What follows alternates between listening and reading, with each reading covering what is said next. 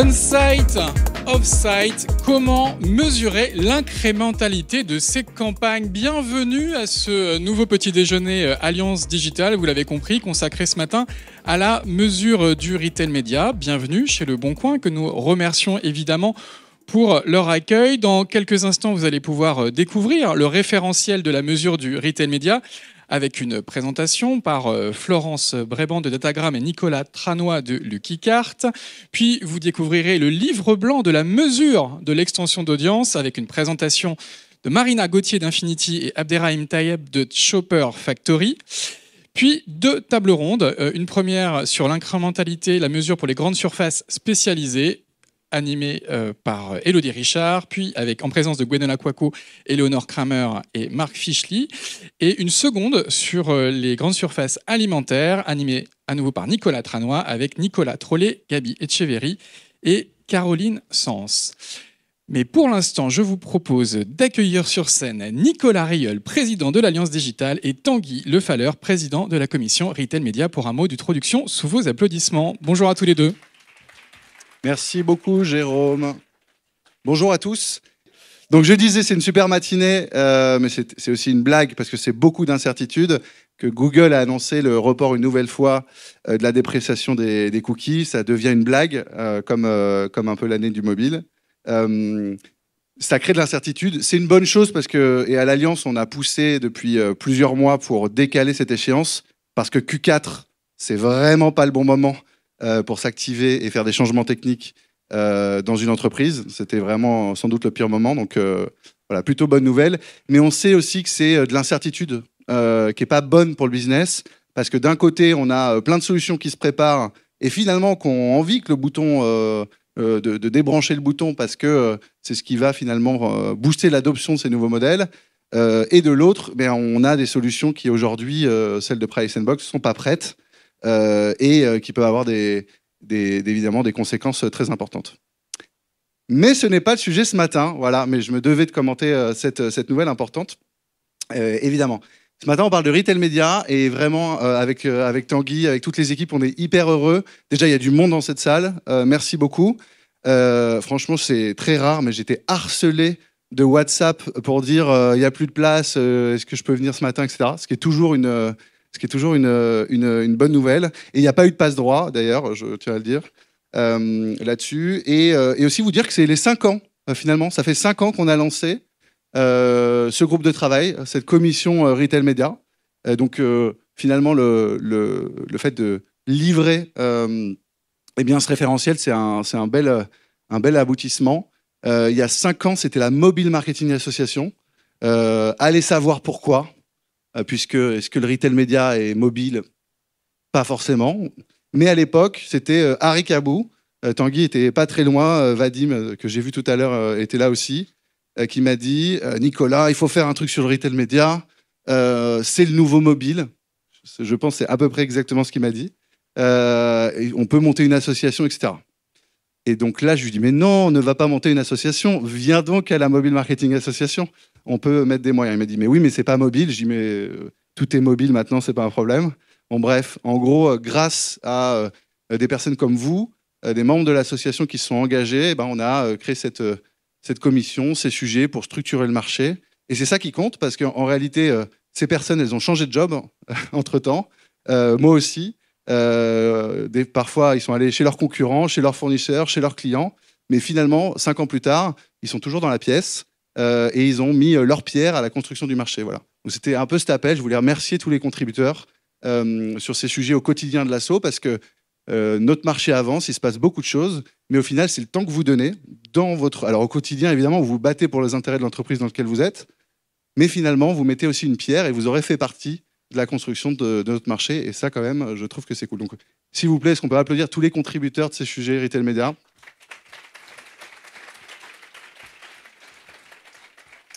Merci beaucoup. Et donc, je pense à Nicolas qui va intervenir tout à l'heure, Florence, Arik, Tanguy, Christophe, il y avait Vadim avant. En tout cas, voilà, beaucoup de monde. Et évidemment, j'en manque beaucoup. On a créé un groupe retailer également qui est très important. On a de nouveaux projets.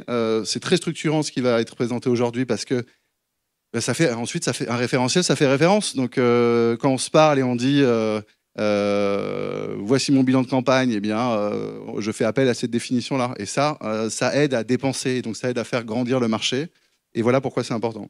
On a d'autres projets qui arrivent, notamment un projet de suivi des investissements publicitaires retail média, voilà, sur lequel on essaie de s'atteler. On a quasiment la majorité tous les retailers qui acceptent. Il faut en convaincre encore un ou deux. Je ne les cite pas parce qu'on travaille dur. Mais l'idée, c'est qu'on apporte encore plus de transparence et d'information.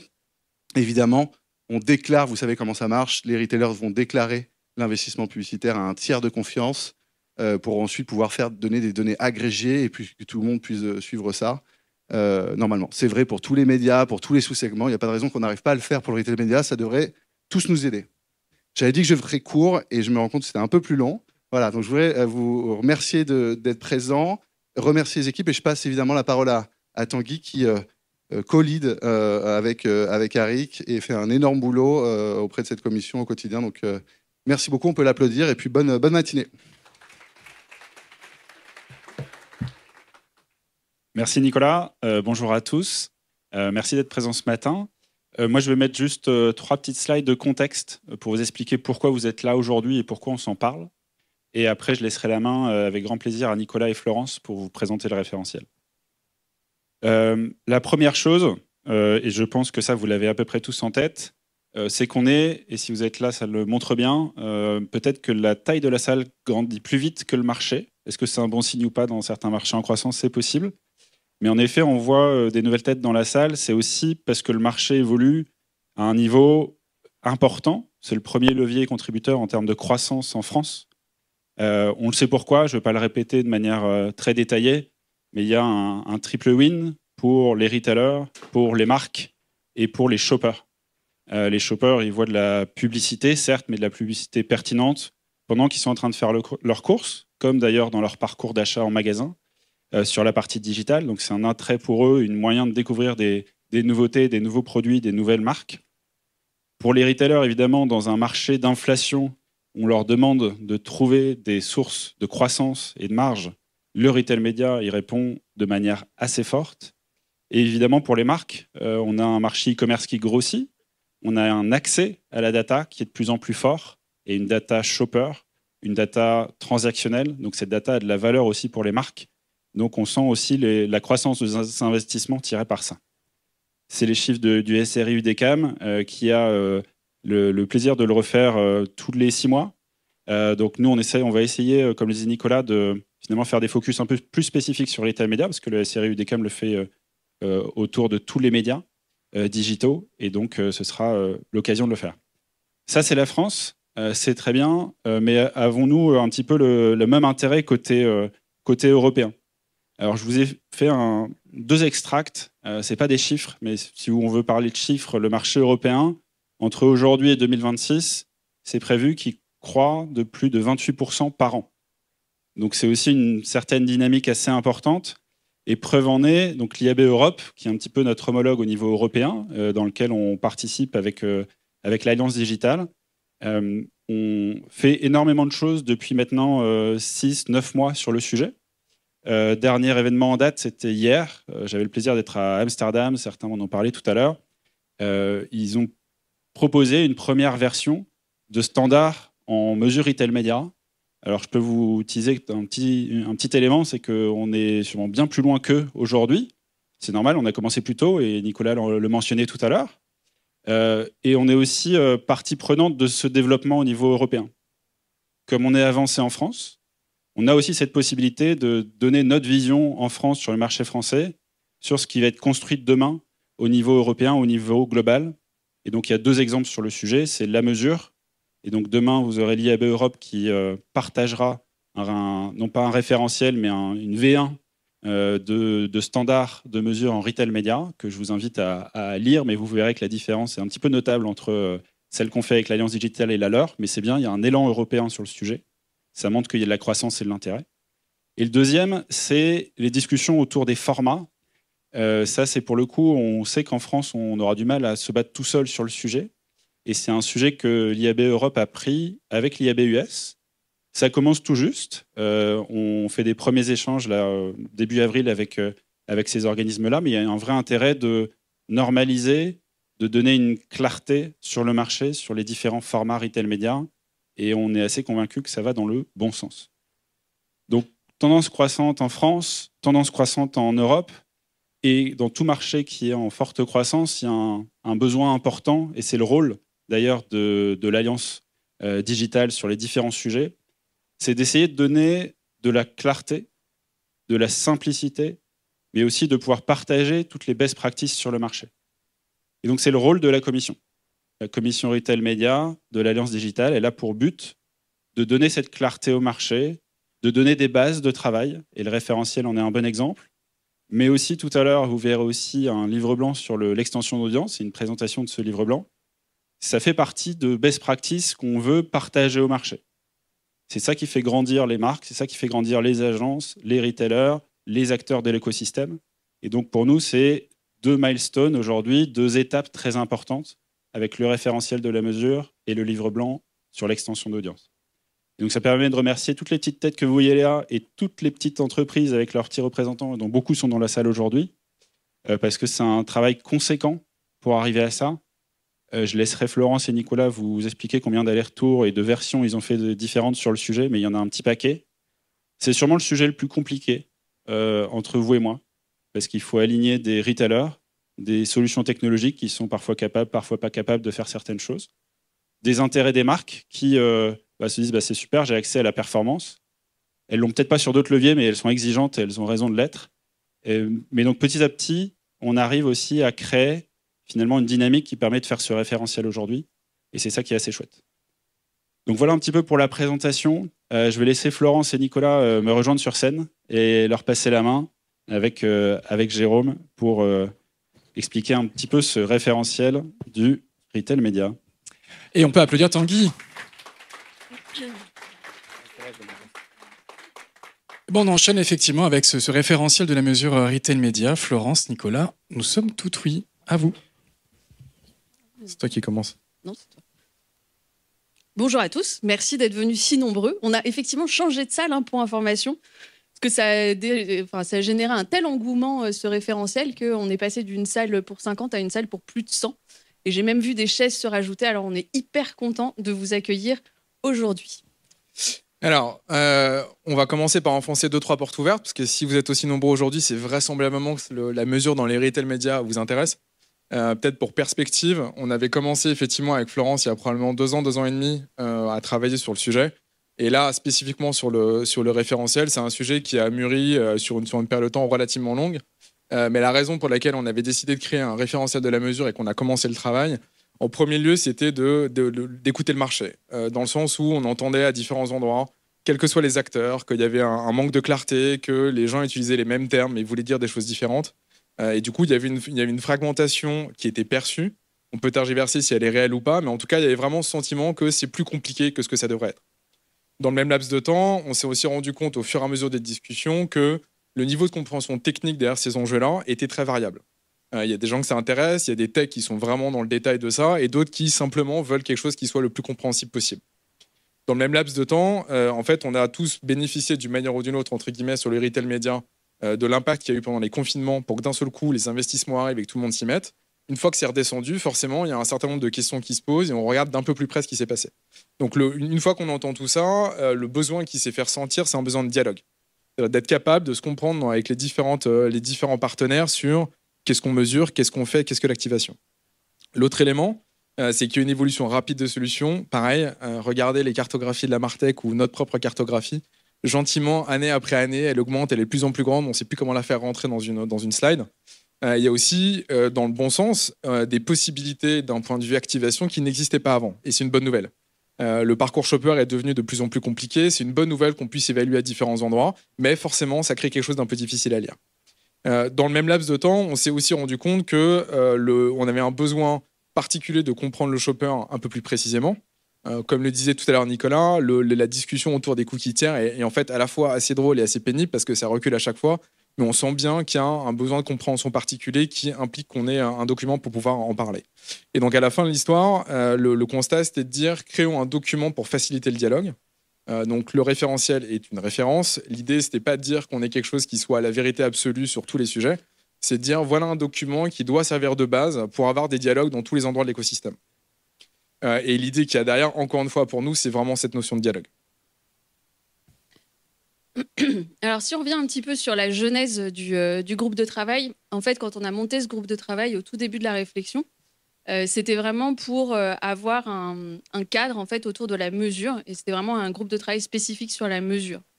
Finalement, ça a été l'occasion de bien comprendre tous les enjeux du marché. Comme le disait Nicolas, il y a quand même beaucoup de personnes au sein de l'écosystème et de la chaîne de valeur. Et donc, il fallait quand même qu'on aligne un petit peu tout le monde. Et on a la chance à l'Alliance Digitale d'avoir des représentants finalement de toutes ces populations. Le retail média, il reste encore assez jeune, hein, même si il a bien cru en termes de maturité. Mais finalement, sur l'enjeu de la mesure, on sent que les attentes sont hyper fortes. Pour référence, et je pense qu'il y en a pas mal qui étaient aussi présents à un événement il y a peu de temps chez Minted, il y a un annonceur qui disait moi, quand je dépense 1 million en télé, OK, tout le monde m'applaudit. Et puis quand je dépense 10-15K en retail média, on me demande un ROI à 2 chiffres après la virgule. Ça montre un peu en fait l'enjeu de la mesure sur le retail média et les attentes des organisations sur ce média, qui est censé être un média de conversion, mais qui remonte au fur et à mesure dans le funnel. Et qui vient attaquer d'autres objectifs, mais in fine, il y a quand même cet enjeu de la mesure qui est très important. Donc, quand on a monté quand on a eu la chance via Tanguy et Arik de prendre le lead sur ce groupe de travail, tout de suite, on a senti un peu la complexité du sujet. C'est peut-être pour ça qu'on nous l'a donné d'ailleurs, mais en tout cas, on a senti une complexité qui était liée à une fragmentation déjà qui existait, puis qui existe encore plus depuis le 1er janvier, on le sait bien. La multiplicité des acteurs et les enjeux qu'il y a derrière. Donc, on a décidé de procéder par étapes, qui était quelque chose qui nous semblait cohérent et qui reste cohérent encore aujourd'hui. Et donc, on a publié en septembre 2022 le livre blanc de la mesure, le guide de la mesure e-retail média. L'objectif de ce guide, c'était déjà de poser un peu les fondamentaux et de poser la problématique finalement. De dire, voilà, il existe un enjeu sur la mesure, le voici, en donner un petit peu les grands principes. La deuxième étape, c'est aujourd'hui. C'est le référentiel dont on est super fiers. Le référentiel de la mesure, comme disait Nicolas, c'est une invitation au dialogue entre les différentes parties prenantes. Et on va vous le présenter plus dans le détail aujourd'hui de comment ça fonctionne et comment on l'a construit. Derrière, il y aura une troisième étape qui va être aussi clé et hyper intéressante, qui va être la partie mesure de l'incrémentalité. On a décidé de mettre à part ce thème parce qu'il est vraiment important, il est vraiment stratégique aujourd'hui pour l'écosystème et il réside aussi une vraie complexité, encore une fois, aussi bien dans l'accessibilité à la donnée que dans la mesure intrinsèque de l'incrémentalité. Donc, on a décidé de faire un focus spécifique sur le deuxième semestre et je pense qu'on retrouvera la scène avec Nicolas après pour vous présenter tout ça plutôt courant de l'année prochaine. Donc voilà les grandes étapes qui ont jalonné ce groupe de travail. Et donc, au sein de la définition de ce référentiel, on a eu plusieurs phases aussi. On a commencé par créer, au sein de notre groupe de travail, une sorte de task force un peu dédiée pour le faire sous forme de sprint, parce qu'il y avait énormément de choses à faire. Et puis après, on a eu ce besoin de faire valider un petit peu par une instance spécifique régie/retailer, le document qu'on avait créé initialement. Il y a eu pas mal d'allers-retours hyper constructifs et je tiens à mentionner que quand même tout l'écosystème, les régies, les adtech, les retailers, les datatech, les technos de mesure se sont vraiment retroussé les manches et mis sur le même diapason pour construire ce référentiel.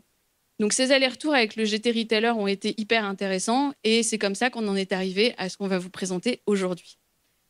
Et dernier point, en parallèle, on a eu cette volonté aussi avec Nicolas d'échanger et d'engager d'autres parties prenantes qui sont plutôt les représentants côté marque, donc principalement avec l'ILEC et l'Union des marques, avec qui on a eu des discussions intéressantes pour aligner le marché vers cette vision et cette envie d'aller tous ensemble dans le même chemin.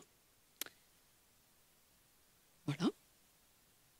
Alors une fois qu'on a dit ça, donc vous avez le terme complexité a déjà été utilisé pas mal de fois dans ce qu'on vous présente. La réalité, c'est effectivement, comme c'est hyper large, le domaine du retail média, c'était pas complètement simple de se dire ok, comment est-ce qu'on fait pour avoir quelque chose qui puisse être encore une fois utilisé par tout le monde. Ce qu'on a décidé de faire, c'est deux choses. La première, c'est de séparer la partie on-site de la partie extension d'audience. principalement parce qu'en fait, les enjeux ne sont pas les mêmes. Vous allez voir un peu plus tard, il va y aussi avoir une partie sur le livre blanc de l'extension d'audience, mais c'est deux éléments dans lesquels les objectifs des marques et les objectifs des activateurs vont être assez différents. Donc vous l'aurez en deux parties.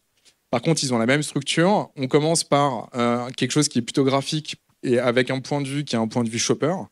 Pareil, de la même manière, je vais enfoncer une porte ouverte, mais le point commun pour tout le monde, c'est la satisfaction du shopper. Et donc de dire, quelle que soit la façon dont on active, in fine, c'est ça qu'on cherche à faire. Du coup, on a représenté un parcours shopper. Je pense que tout le monde sera d'accord pour dire que l'ancien temps dans lequel le parcours shopper était linéaire, un beau funnel qui allait bien étape par étape, est devenu passablement plus fluide, pour le dire comme ça. Et donc, on a organisé ensuite les différentes mesures que Florent va vous montrer. Il y en a une 50aine sur la partie on-site et une 40aine sur la partie extension d'audience, mais ce sera organisé en fonction du parcours shopper. En version simple, le shopper arrive sur le site, il fait soit du browsing, soit du search pour réussir à trouver les produits qu'il veut. Il l'ajoute au panier et ensuite on passe sur la partie achat. Et donc, dans les deux cas, ce sera quelque chose qui sera exactement de la même manière. Dans le document, vous aurez plus de détails systématiquement. La partie extension d'audience. Et donc, c'est ça que vous allez retrouver dans le détail du référentiel. C'est, comme le disait Nicolas, une 50aine d'indicateurs qui ont été identifiés comme des indicateurs clés pour le on-site et une 40aine pour l'extension d'audience. Et en fait, à chaque fois, vous allez retrouver la même structure. Donc là, on vous a pris un exemple sur la partie browsing, avec donc l'identification des indicateurs sur la partie gauche. Derrière, on a la définition. Et en fait, déjà, dès cette partie-là, on a souhaité déconstruire les ratios. Pourquoi ? Pour donner le plus de transparence et de lisibilité sur ce que composent finalement les différents indicateurs. Là, vous avez par exemple, vous avez plusieurs exemples, donc des exemples plutôt simples, on va dire, les clics, somme de clics. Mais vous avez aussi des ratios dans lesquels on s'est attelé à vraiment détailler, dans le cadre de la définition, le numérateur et le dénominateur pour pouvoir, encore une fois, créer un dialogue commun entre les différentes parties prenantes. Donc, vous avez le calcul quand il est pertinent. Et après, on a rajouté une colonne de contexte ou de biais. Pourquoi ? Parce que, in fine, il y a quand même des indicateurs qui méritent d'être un petit peu approfondis ou en tout cas sur lesquels il faut une clé de lecture un peu différente. Cette clé de lecture, ça va être, je vous donne l'exemple des impressions visibles. Ça peut être des manières de calculer la visibilité d'une impression qui font appel à différentes méthodologies qui existent et qui font foi sur le marché. Il n'y en a pas forcément une qui est meilleure que l'autre, c'est juste une question d'utilisation. L'importance ici, c'est que l'annonceur, par exemple, puisse être en mesure de poser la question, de dire « Ok, donc moi j'ai X impressions visibles, quelle est la méthodologie qui a été prise en compte pour pouvoir calculer ces impressions ?» Donc c'est un petit peu en ça qu'on a voulu rajouter cette colonne de contexte ou de biais. Et la dernière colonne, qui est la plus amenée à évoluer, on va dire, qui est la notion de disponibilité. Disponibilité, c'est quoi ? Vous avez deux familles, les disponibles et les partiellement disponibles. Comme je vous le disais tout à l'heure, il y a un groupe de travail retailer qui est aujourd'hui l'idée par Grégory et Julien, qui nous ont accompagnés, notamment dans le remplissage de cette dernière colonne. La disponibilité, c'est que, au sens large et d'un point de vue technique, l'indicateur est facile d'accès. Je mets des gros guillemets parce que voilà, on est sur un pool représentatif de retailers, mais avec des niveaux de maturité et des secteurs assez différents pour être représentatifs. Et donc, voilà, cette mesure est globalement disponible pour le marché. Quand on était sur du partiellement disponible, donc là, vous en voyez certains qui sont partiellement disponibles, c'est que tous les retailers ne peuvent pas aujourd'hui fournir cet indicateur de façon facile et transparente. Pour des raisons technologiques la plupart du temps ou d'autres raisons. En tout cas, on a cette notion de partiellement disponible. Bien entendu, c'est la colonne qui a la vocation à le plus évoluer dans ces prochains mois, puisqu'on voit que le marché avance très très vite. Et donc, il y a des indicateurs qui sont aujourd'hui partiellement disponibles qui vont devenir de plus en plus disponibles au sens large chez toutes les régies et tous les distributeurs. Donc voilà comment on a construit ce document. Alors, comme on vous le disait tout à l'heure, d'un point de vue usage, l'idée, c'est vraiment d'avoir quelque chose qui soit un outil fait pour les discussions et pour pouvoir, de chaque côté, qu'on se pose les questions et vous vous caliez. L'idée, encore une fois, qu'il y a derrière, là, on arrive déjà à une 50aine, une 40aine de KPI, c'est déjà pas mal. On a essayé d'avoir quelque chose dans lequel, encore une fois, on couvre quelque chose qui soit suffisamment large pour vous permettre de vous poser des questions entre vous sur ce que vous cherchez à faire. Et dans l'autre sens, que c'est quelque chose qui ne se doive pas le plus exhaustif possible avec le moindre micro KPI qui vient d'être inventé. Le jeu, à partir de là, c'est de dire, c'est vraiment dans les échanges qu'il peut y avoir entre des annonceurs et les agences sur ce que vous cherchez à faire, entre les agences et les ATEC ou les régies pour dire voilà ce qu'on veut mesurer, voilà ce qu'on cherche à faire, quelle est la mesure la plus appropriée et comment est-ce que vous la faites. Je reviens une demi-seconde sur le fait qu'on ait décomposé les ratios. Encore une fois, l'idée, c'est de dire posez-vous les questions, calez-vous entre vous sur qu'est-ce que vous cherchez à mettre au numérateur, qu'est-ce que vous cherchez à mettre au dénominateur, pour vraiment avoir quelque chose dans lequel on se cale le plus précisément possible. Sincèrement, dans les discussions qu'on a dans l'Alliance, au-delà, on est évidemment très content de présenter ça aujourd'hui, mais je pense que le chemin qu'on a parcouru est assez représentatif dans le sens où, au tout début, quand on a commencé à parler entre nous, on pensait qu'on était tous plus ou moins d'accord, honnêtement. Le groupe était relativement petit, on se dit bah ouais, on va parler de ça, on commence à mettre des définitions sur la table. Au bout de 5 minutes, plus personne n'est d'accord. Non, mais moi je mets ci, ouais, mais attends, moi je mets ça, mais attends, mais nous on peut pas faire ci, et pourquoi, et machin.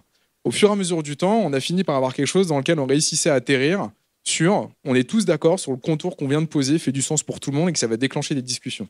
Fondamentalement, c'est ça l'objectif qu'on a avec ce document-là aujourd'hui. D'un point de vue prochaines étapes, il y en a une qui est assez simple, c'est un document qui est amené à vivre. On a besoin de prendre du feedback sur son utilisation. À la fin de l'histoire, on ne l'a pas fait pour nous. On l'a fait pour que vous puissiez vous en servir. Donc dites-nous si ça fonctionne, s'il y a des trucs qui manquent, comment est-ce qu'on peut le faire évoluer. L'objectif dès le départ, et c'est ce que Florence a expliqué, à la fois dans les gens qui ont participé au groupe de travail, mais aussi dans les discussions qu'on a avec les autres associations, il faut que ce soit un dialogue à large avec tout le monde. Donc donnez-nous du feedback, expliquez-nous comment est-ce que vous voulez vous en servir et comment est-ce qu'on peut le faire évoluer. Et la troisième étape dont parlait Florence, qui est sur l'incrémentalité, avec le temps qu'on a passé dessus aujourd'hui, le moment où les discussions commençaient, si ce n'est à bloquer ou en tout cas à devenir un peu plus compliquées, c'était vraiment sur la partie incrémentale. Mais aussi parce qu'on l'a vu dans les 18 mois, le marché a déjà évolué d'un point de vue maturité sur ce niveau de discussion. Ça va arriver, on est dessus, mais de la même manière, je pense qu'il faut qu'on se mette d'accord au démarrage sur toutes les définitions pour le faire. Donc la volonté, de manière assez claire, c'est de dire, dialoguons autour de ça, servez-vous-en. Si vous voyez les éléments qu'il faut utiliser de manière différente, s'il vous plaît, faites-le. Et ce sera une question d'équilibre, c'est-à-dire que l'objectif, encore une fois, n'est pas de se retrouver avec 450 KPI de chaque côté. Franchement, ce serait possible. Mais l'idée, c'est plutôt d'avoir quelque chose qui soit fait en bonne intelligence pour qu'on puisse s'en servir. J'ai oublié quelque chose ? Non, peut-être dernier point sur l'incrémentalité. Donc, comme on le disait, on va travailler dessus sur le deuxième semestre. Pourquoi on a décidé de travailler sur cette notion-là ? Parce qu'aujourd'hui, l'efficacité média uniquement ne suffit plus au marché. Il y a un vrai besoin d'aller chercher cette notion de vente incrémentale, donc ont vraiment été générées via le e-retail média. Et ce sera d'ailleurs le sujet des débats animés des 2 tables rondes qui suivront après la présentation du livre blanc sur l'extension d'audience qu'on va laisser venir sur scène.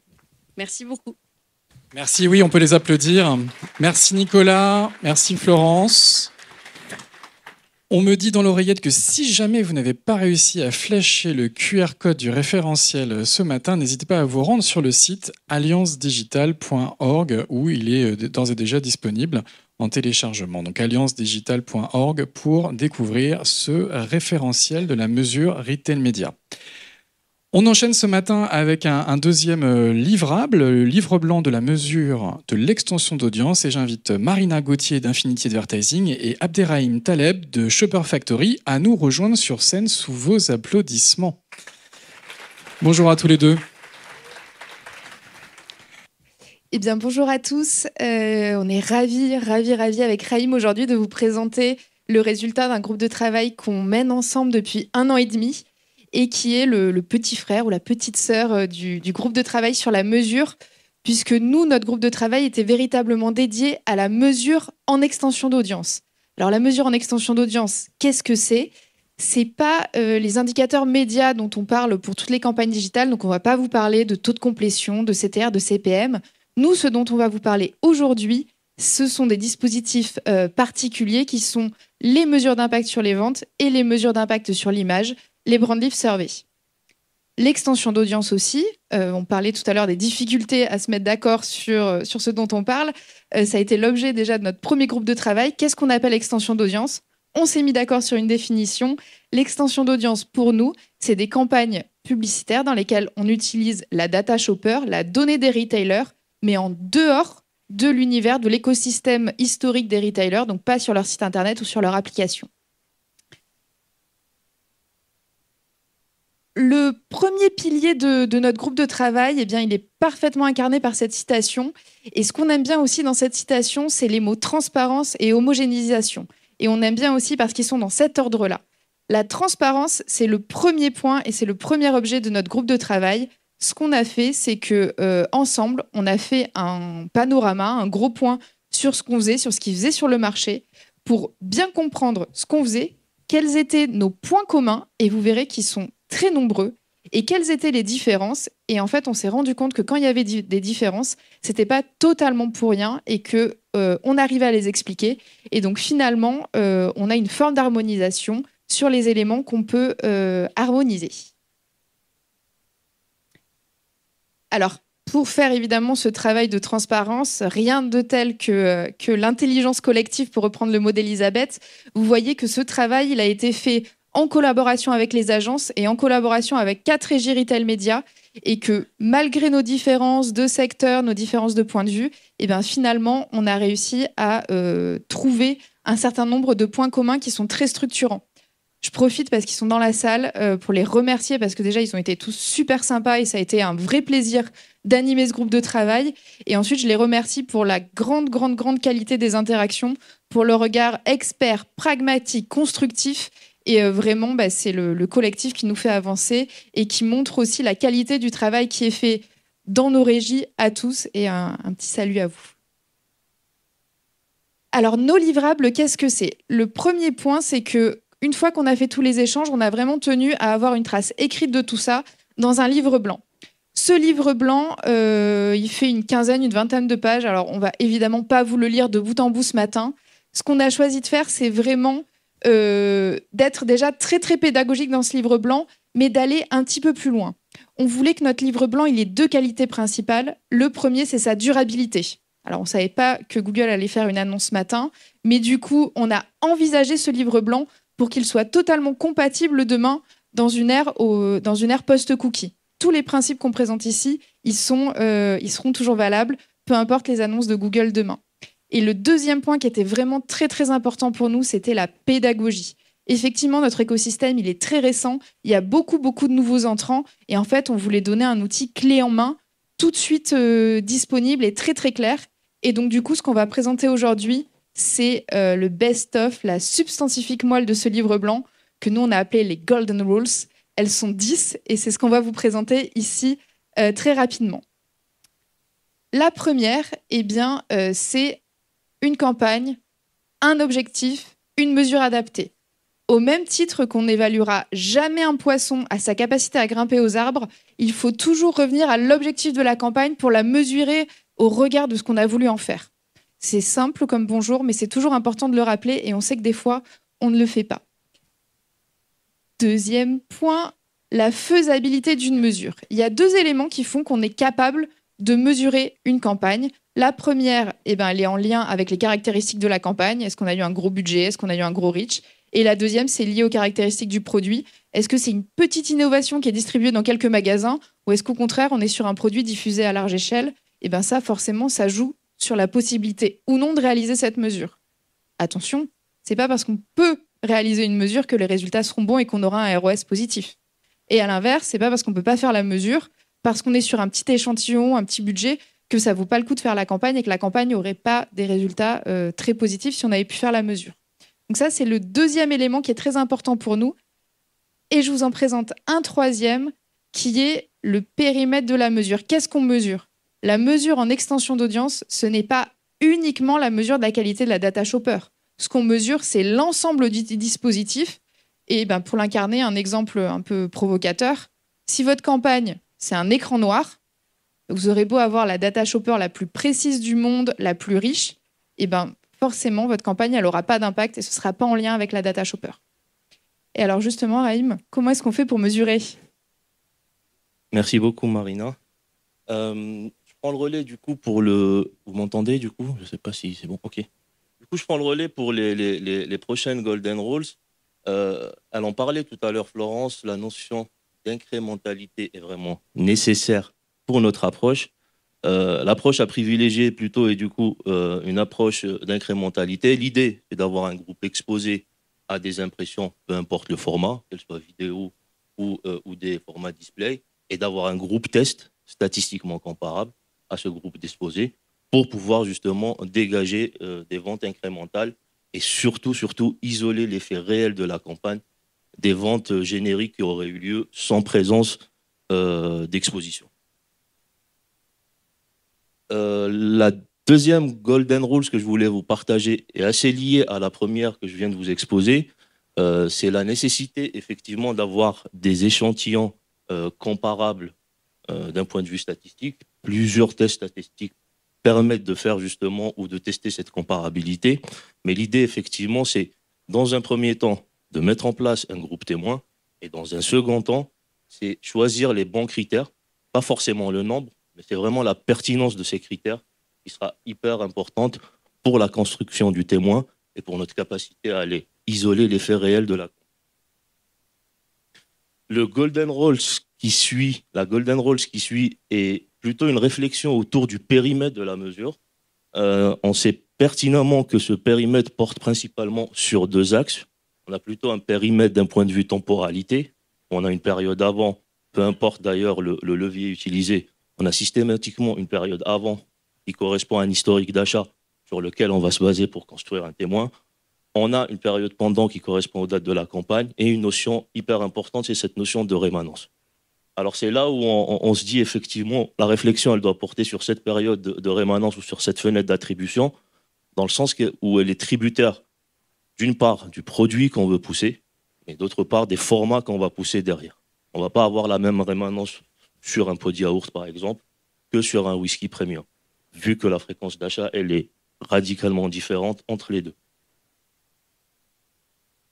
Le calcul du ROAS, c'est un point extrêmement structurant et un KPI extrêmement surveillé côté annonceur. Donc vous l'aurez compris, c'est le KPI qui nous permet de juger la rentabilité d'une campagne. La définition la plus large, ça serait de diviser notre CA incrémental, du coup en comparant les perfs réalisés par notre groupe exposé et notre groupe témoin, on va diviser par le budget investi. Potentiellement hors coût de la data, hors coût de la mesure et hors coût des technos. La Golden Rule qui suit est aussi liée du coup au ROAS. L'idée c'est la suivante, elle est toute simple. On a tendance à comparer les ROAS de différents leviers. L'idée c'est de se dire qu'il n'est pas forcément nécessaire de le faire parce qu'on n'est pas sur le même type d'approche et notamment on n'est pas forcément sur une notion d'incrémentalité. Donc un ROAS qu'on aura en extension d'audience n'est pas forcément comparable à un ROAS qu'on aura sur un autre levier. Les benchmarks, un point hyper important côté marque, c'est qu'effectivement on a tendance à, pour justement situer l'efficacité de notre campagne par rapport à des concurrents ou par rapport à une catégorie de produits, du coup la nécessité de le faire, c'est un très très bon réflexe.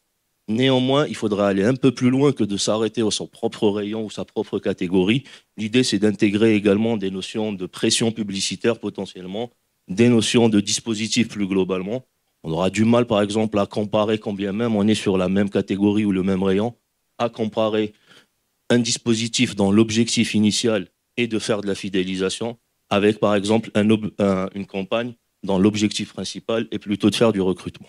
Donc l'idée, c'est d'aller vraiment au-delà de la notion de catégorie, mais de s'attarder aussi sur les dimensions pression publicitaire et format, etc.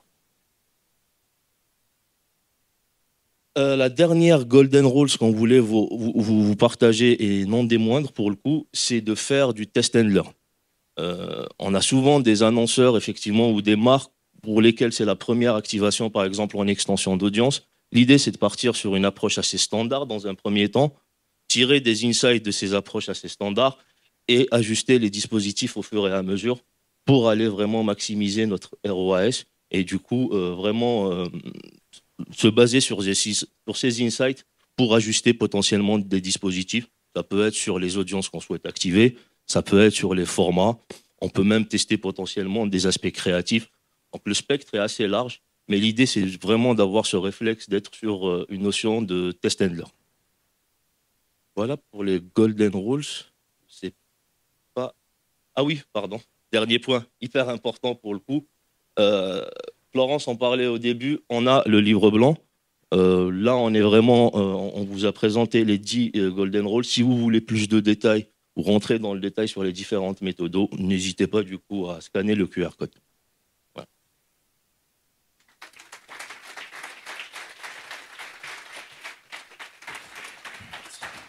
Merci Abderrahim, merci Marina. Si le QR code ne marche pas, n'hésitez pas, je vous le rappelle, à aller sur le site alliancedigital.org avec votre smartphone pour découvrir ce nouveau livrable de la Commission sur la mesure de l'extension d'audience. On va enchaîner avec l'une de nos deux tables rondes. Est-ce que Elodie est dans la salle? Elodie Richard, bonjour, directrice de Esper Média, qu'on va saluer par des applaudissements le temps qu'elle arrive sur scène et qui va animer, bonjour, une table ronde sur l'incrémentalité, la mesure pour les grandes surfaces spécialisées. Et Elodie, je t'invite à inviter tes différents invités à monter sur scène. J'invite sur scène Éléonore Kramer, e-commerce directeur chez Vela, Gwenola Kwako. Et on peut les applaudir quand ils arrivent sur scène. Retail Media chez Kingfisher, et Marc Fichy, Executive Managing Director IMIA pour Criteo. Table majoritairement féminine, ce qui est rare dans le retail média, c'est bien. Je suis ravi. Bonjour à tous, je suis ravie d'être là et d'être pour la première fois animatrice d'une table ronde avec des experts autour de moi. Le sujet de la mesure, c'est un sujet qui est en effet vaste, c'est un sujet qui est crucial. Pour rappel, la mesure, elle permet à la fois de comprendre l'efficacité des campagnes publicitaires pour les marques et du coup, elle permet aussi d'ajuster les investissements. Je pense que le rôle de la mesure est essentiel, évidemment, dans le média, mais peut-être encore plus dans le retail média, notamment par rapport au périmètre dans lequel il s'exécute. Et du coup, l'objectif de cette table ronde, c'est un peu de comprendre justement quels sont les enjeux de cette mesure, à la fois pour les marques, avec Éléonore, et à la fois pour les régies et pour les techs, parce que je pense que l'enjeu, il est global aujourd'hui. Du coup, j'accueille mes trois experts. Et la première question, j'ai mes petites notes parce que je suis encore tout à fait experte en journalisme. La première question, elle est plutôt pour toi, Éléonore. C'est vous, en tout cas, en tant que marque, peux-tu nous dire pourquoi la profusion de régies et de retailers complexifie aujourd'hui ton approche avec la mesure du retail média? Bonjour à tous. Alors, effectivement, aujourd'hui, c'est pas toujours évident de choisir et de sélectionner les régies ou les agences avec lesquelles on veut travailler, parce qu'il y en a tellement qui proposent des solutions qu'il y a un moment, il faut faire un choix dans le cadre d'un contexte budgétaire restreint. Je pense qu'on est tous confrontés à ça, faire mieux avec moins de budget d'année en année, et donc qui choisir avec quel partenaire. Et en fait, ce qui est pas évident au milieu de tout ça, c'est que en tant que marque, on a envie de se baser sur des KPIs qui nous sont partagés. Et malheureusement, parfois, sur certaines agences ou régies, c'est les prémices du retail média. Bon, ça existe depuis longtemps, donc il y en a certaines qui sont très avancées, mais les KPIs à se partager sont parfois total marché et non catégoriels. Et pour une marque, c'est important de pouvoir se benchmarker par rapport à son propre contexte concurrentiel et non pas par rapport à un ensemble du marché. Et parfois également, ça ne prend pas forcément en compte tous les paramètres d'une période donnée. C'est vrai qu'on va mesurer donc, le CA incrémental et on va le diviser par le budget investi, mais en réalité, au milieu de tout ça, il y a plein de facteurs qui expliquent une performance ou imperformance. Il y a est-ce que le concurrent a fait une campagne télé en parallèle? Est-ce qu'il avait une mécanique promotionnelle plus attractive que la mienne? Est-ce qu'il a une notoriété plus forte que la mienne? Voilà, qui peuvent expliquer telle ou telle performance et donc être intégré dans le cadre du ROAS, par exemple. Et donc, c'est vrai que selon les régies ou les agences ou les solutions proposées, on n'a pas toujours tous ces KPIs. Donc, en tant que marque, comment on sélectionne? Bon, parfois, il faut se lancer. C'est ça. Du coup, tu as des exemples, toi, en tant que marque, de campagne retail média ou en tout cas de complexités qui ont été difficiles à maîtriser pour toi? Alors oui, effectivement, il y a certaines régies qui ont proposé des solutions pour m'aider à développer mon chiffre d'affaires et ma market share, ma part de marché e-com, mais qui se lançaient également en parallèle. Et donc, du coup, dans le cadre d'une stratégie de test and learn, clairement, je me suis lancée sur les quelques KPIs qu'on acceptait de me partager. Et voilà, il faut aussi, comme on le disait juste précédemment, accepter d'être dans du test and learn et se dire, je mets du budget un peu sur la table. J'ai une petite négo en amont avec la régie pour avoir un tarif préférentiel, puisque du coup, c'est du win-win. Elle construit son offre. Je cofinance sur la base de KPIs qui ne sont pas forcément très précis. Et donc, du coup, effectivement, on a mis ça en place et on construit en fait la solution ensemble et ça nous permet d'aller développer le business avec le retailer, enfin le e-retailer ou le pure player. Et donc, du coup, on a fait quelque chose ensemble avec Showroom. Tout à fait, on a testé. Le mois dernier, et les résultats sont plutôt intéressants, mais encore optimisables sur le partage de la data, qui est clé et qu'on manque parfois un petit peu. On s'améliore tous les jours. Il faut. Du coup, je laisse la parole côté régie et tech. Justement, vous, comment vous le ressentez, cette complexité côté... Alors, côté Kingfisher. Kingfisher, juste pour rappel, c'est Castorama et Brico Dépôt en France et une nouvelle enseigne qui s'appelle Screwfix. Je rebondis sur ce que tu dis, en fait. C'est vrai que quand on parle de données et quand on parle de mesures, il faut revenir aux prémices de la donnée et de l'activation des plans que l'on met en place. Ça veut dire qu'il faut beaucoup de transparence entre l'annonceur et la régie ou la tech, parce que, bien évidemment, il faut qu'on ait connaissance du plan média dans son ensemble, il faut qu'on ait une vue de toute l'activation promotionnelle des magasins, il faut qu'on sache qu'est-ce que nos enseignes mettent en place en termes de communication parallèle, et ça veut dire que la donnée, on la traite finalement à l'origine. Avant même de parler de mesures, c'est de se dire je suis dans la capacité d'identifier quel est le facteur de croissance de ma marque, je sais où est le potentiel de croissance et je le fais pas de la même manière quand je travaille pour une marque comme Vela ou quand je travaille pour une marque de perceuse comme Bosch, parce que les fréquences d'achat sont pas les mêmes, parce que si je pense à Hansgrohe par exemple, je vais avoir la nécessité d'identifier que je suis dans un projet de rénovation de maison ou de construction de maison et de m'assurer qu'on est bien dans le cadre de une rénovation de salle de bain par exemple, et donc je vais prendre d'abord la donnée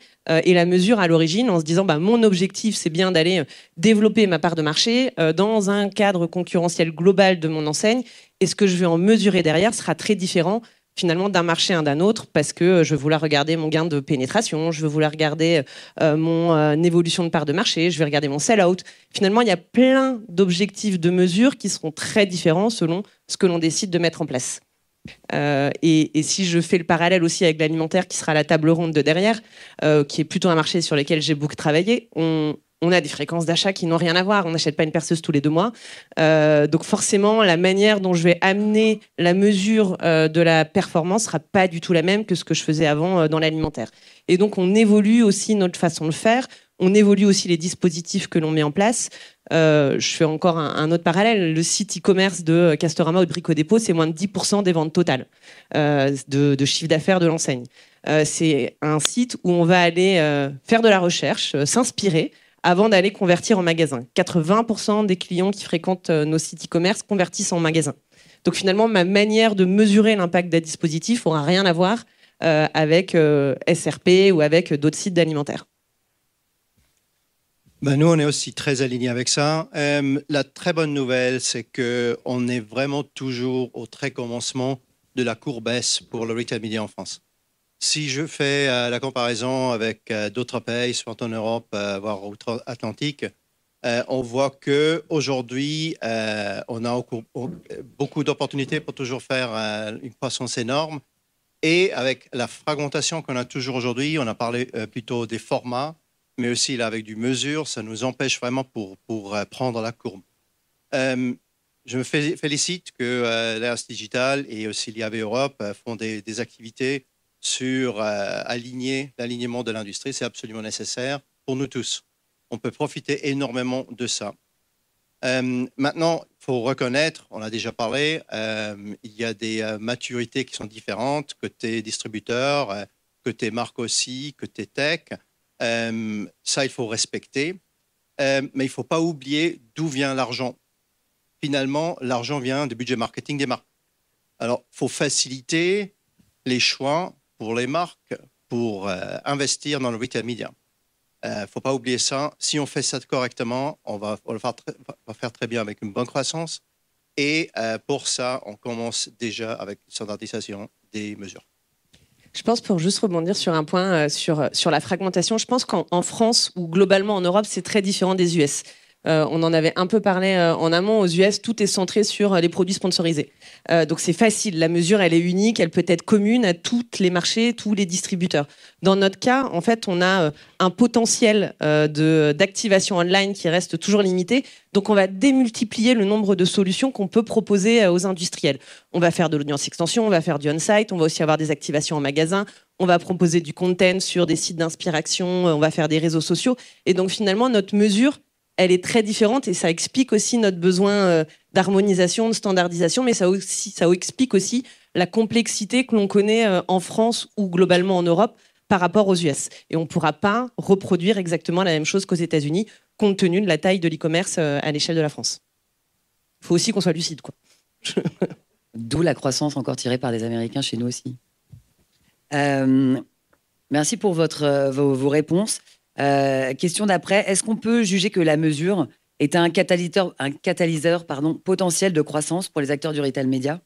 Est-ce qu'une éventuelle meilleure normalisation, une meilleure transparence de la mesure permet, à votre avis, d'accélérer le marché? On a un peu répondu les premiers éléments de réponse, mais je vous laisse la parole peut-être à Marc en premier. Oui, je reviens peut-être à la maturité des distributeurs pour commencer. Ce qui est intéressant, on a toujours des décisions qui sont faites des fois par les parties ou par les équipes commerciales dans le distributeur et des autres décisions qui sont faites par la partie régie, voire retail media ou le marketing, etc. Et le désir pour avoir quelque chose qui a transparence, qui est standardisé, c'est des fois un petit peu différent. Ça, il faut le reconnaître, mais aussi on a une opportunité avec ça. Si je reviens à la fragmentation qu'on en a parlé, aujourd'hui, on a un marché énormément mature en France côté offre. On a énormément d'offres là-dessus. De l'autre côté, sur la partie standardisation, on commence. Si on peut marier ces deux choses-là, on voit vraiment la croissance qui va venir là-dessus. Et puis aussi pour la croissance énorme, si on arrive à aligner un petit peu les objectifs du commercial avec la régie, là, il y a vraiment du potentiel. Et c'est sûr, en fait, nos industriels ne sont pas tous habitués à avoir de la mesure. Enfin, alors, dans la salle, il y en a plein. Dans mon secteur d'activité, je ne sais pas s'il y en a, mais la GSB, globalement, on a quelques marques matures, ça se compte sur les doigts de deux mains. Je peux citer des Bosch, des Karcher, par exemple, mais globalement, j'ai beaucoup d'industriels qui sont des PME. J'ai beaucoup de no-name, si on pense à tout ce qui est quincaillerie, la vis. Voilà, je vous invite à trouver un nom de marque pour une vis.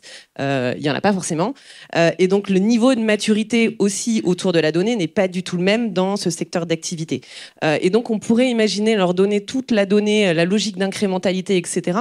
Je ne suis pas sûre que tout le monde à l'intérieur de ces entreprises ait la maturité, sans vouloir faire défaut à l'industrie, mais tout le monde n'a pas la maturité de compréhension de tous les KPI dont on va parler ou dont on a évoqué dans le livre blanc.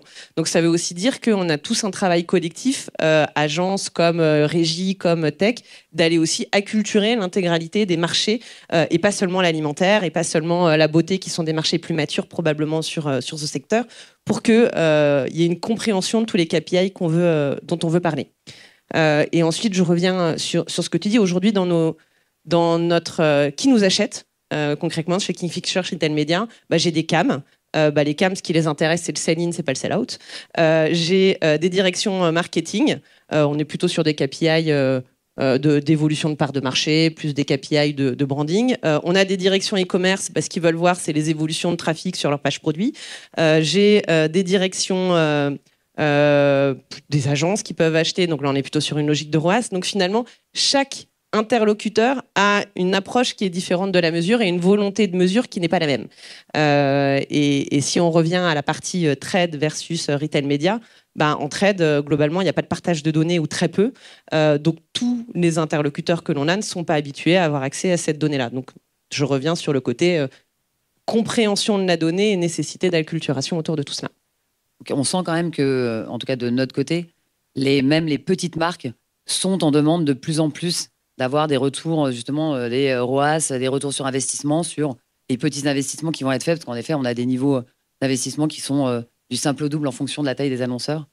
Et du coup, pour toi, pour Vela, est-ce que tu serais prête à investir, on va dire, plus dans le retail média, plus dans la mesure, à partir du moment où le retour que peuvent te donner tes partenaires est plus granulaire, plus transparent?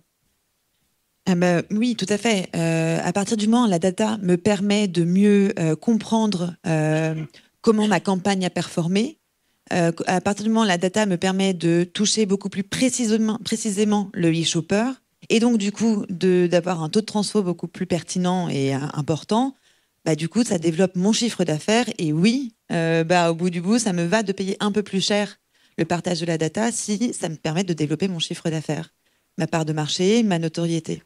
Voilà. Je préfère payer un peu plus pour quelque chose de très quali plutôt que de payer moins et d'arroser tout le monde, même des personnes non concernées par ma catégorie ou mes marques.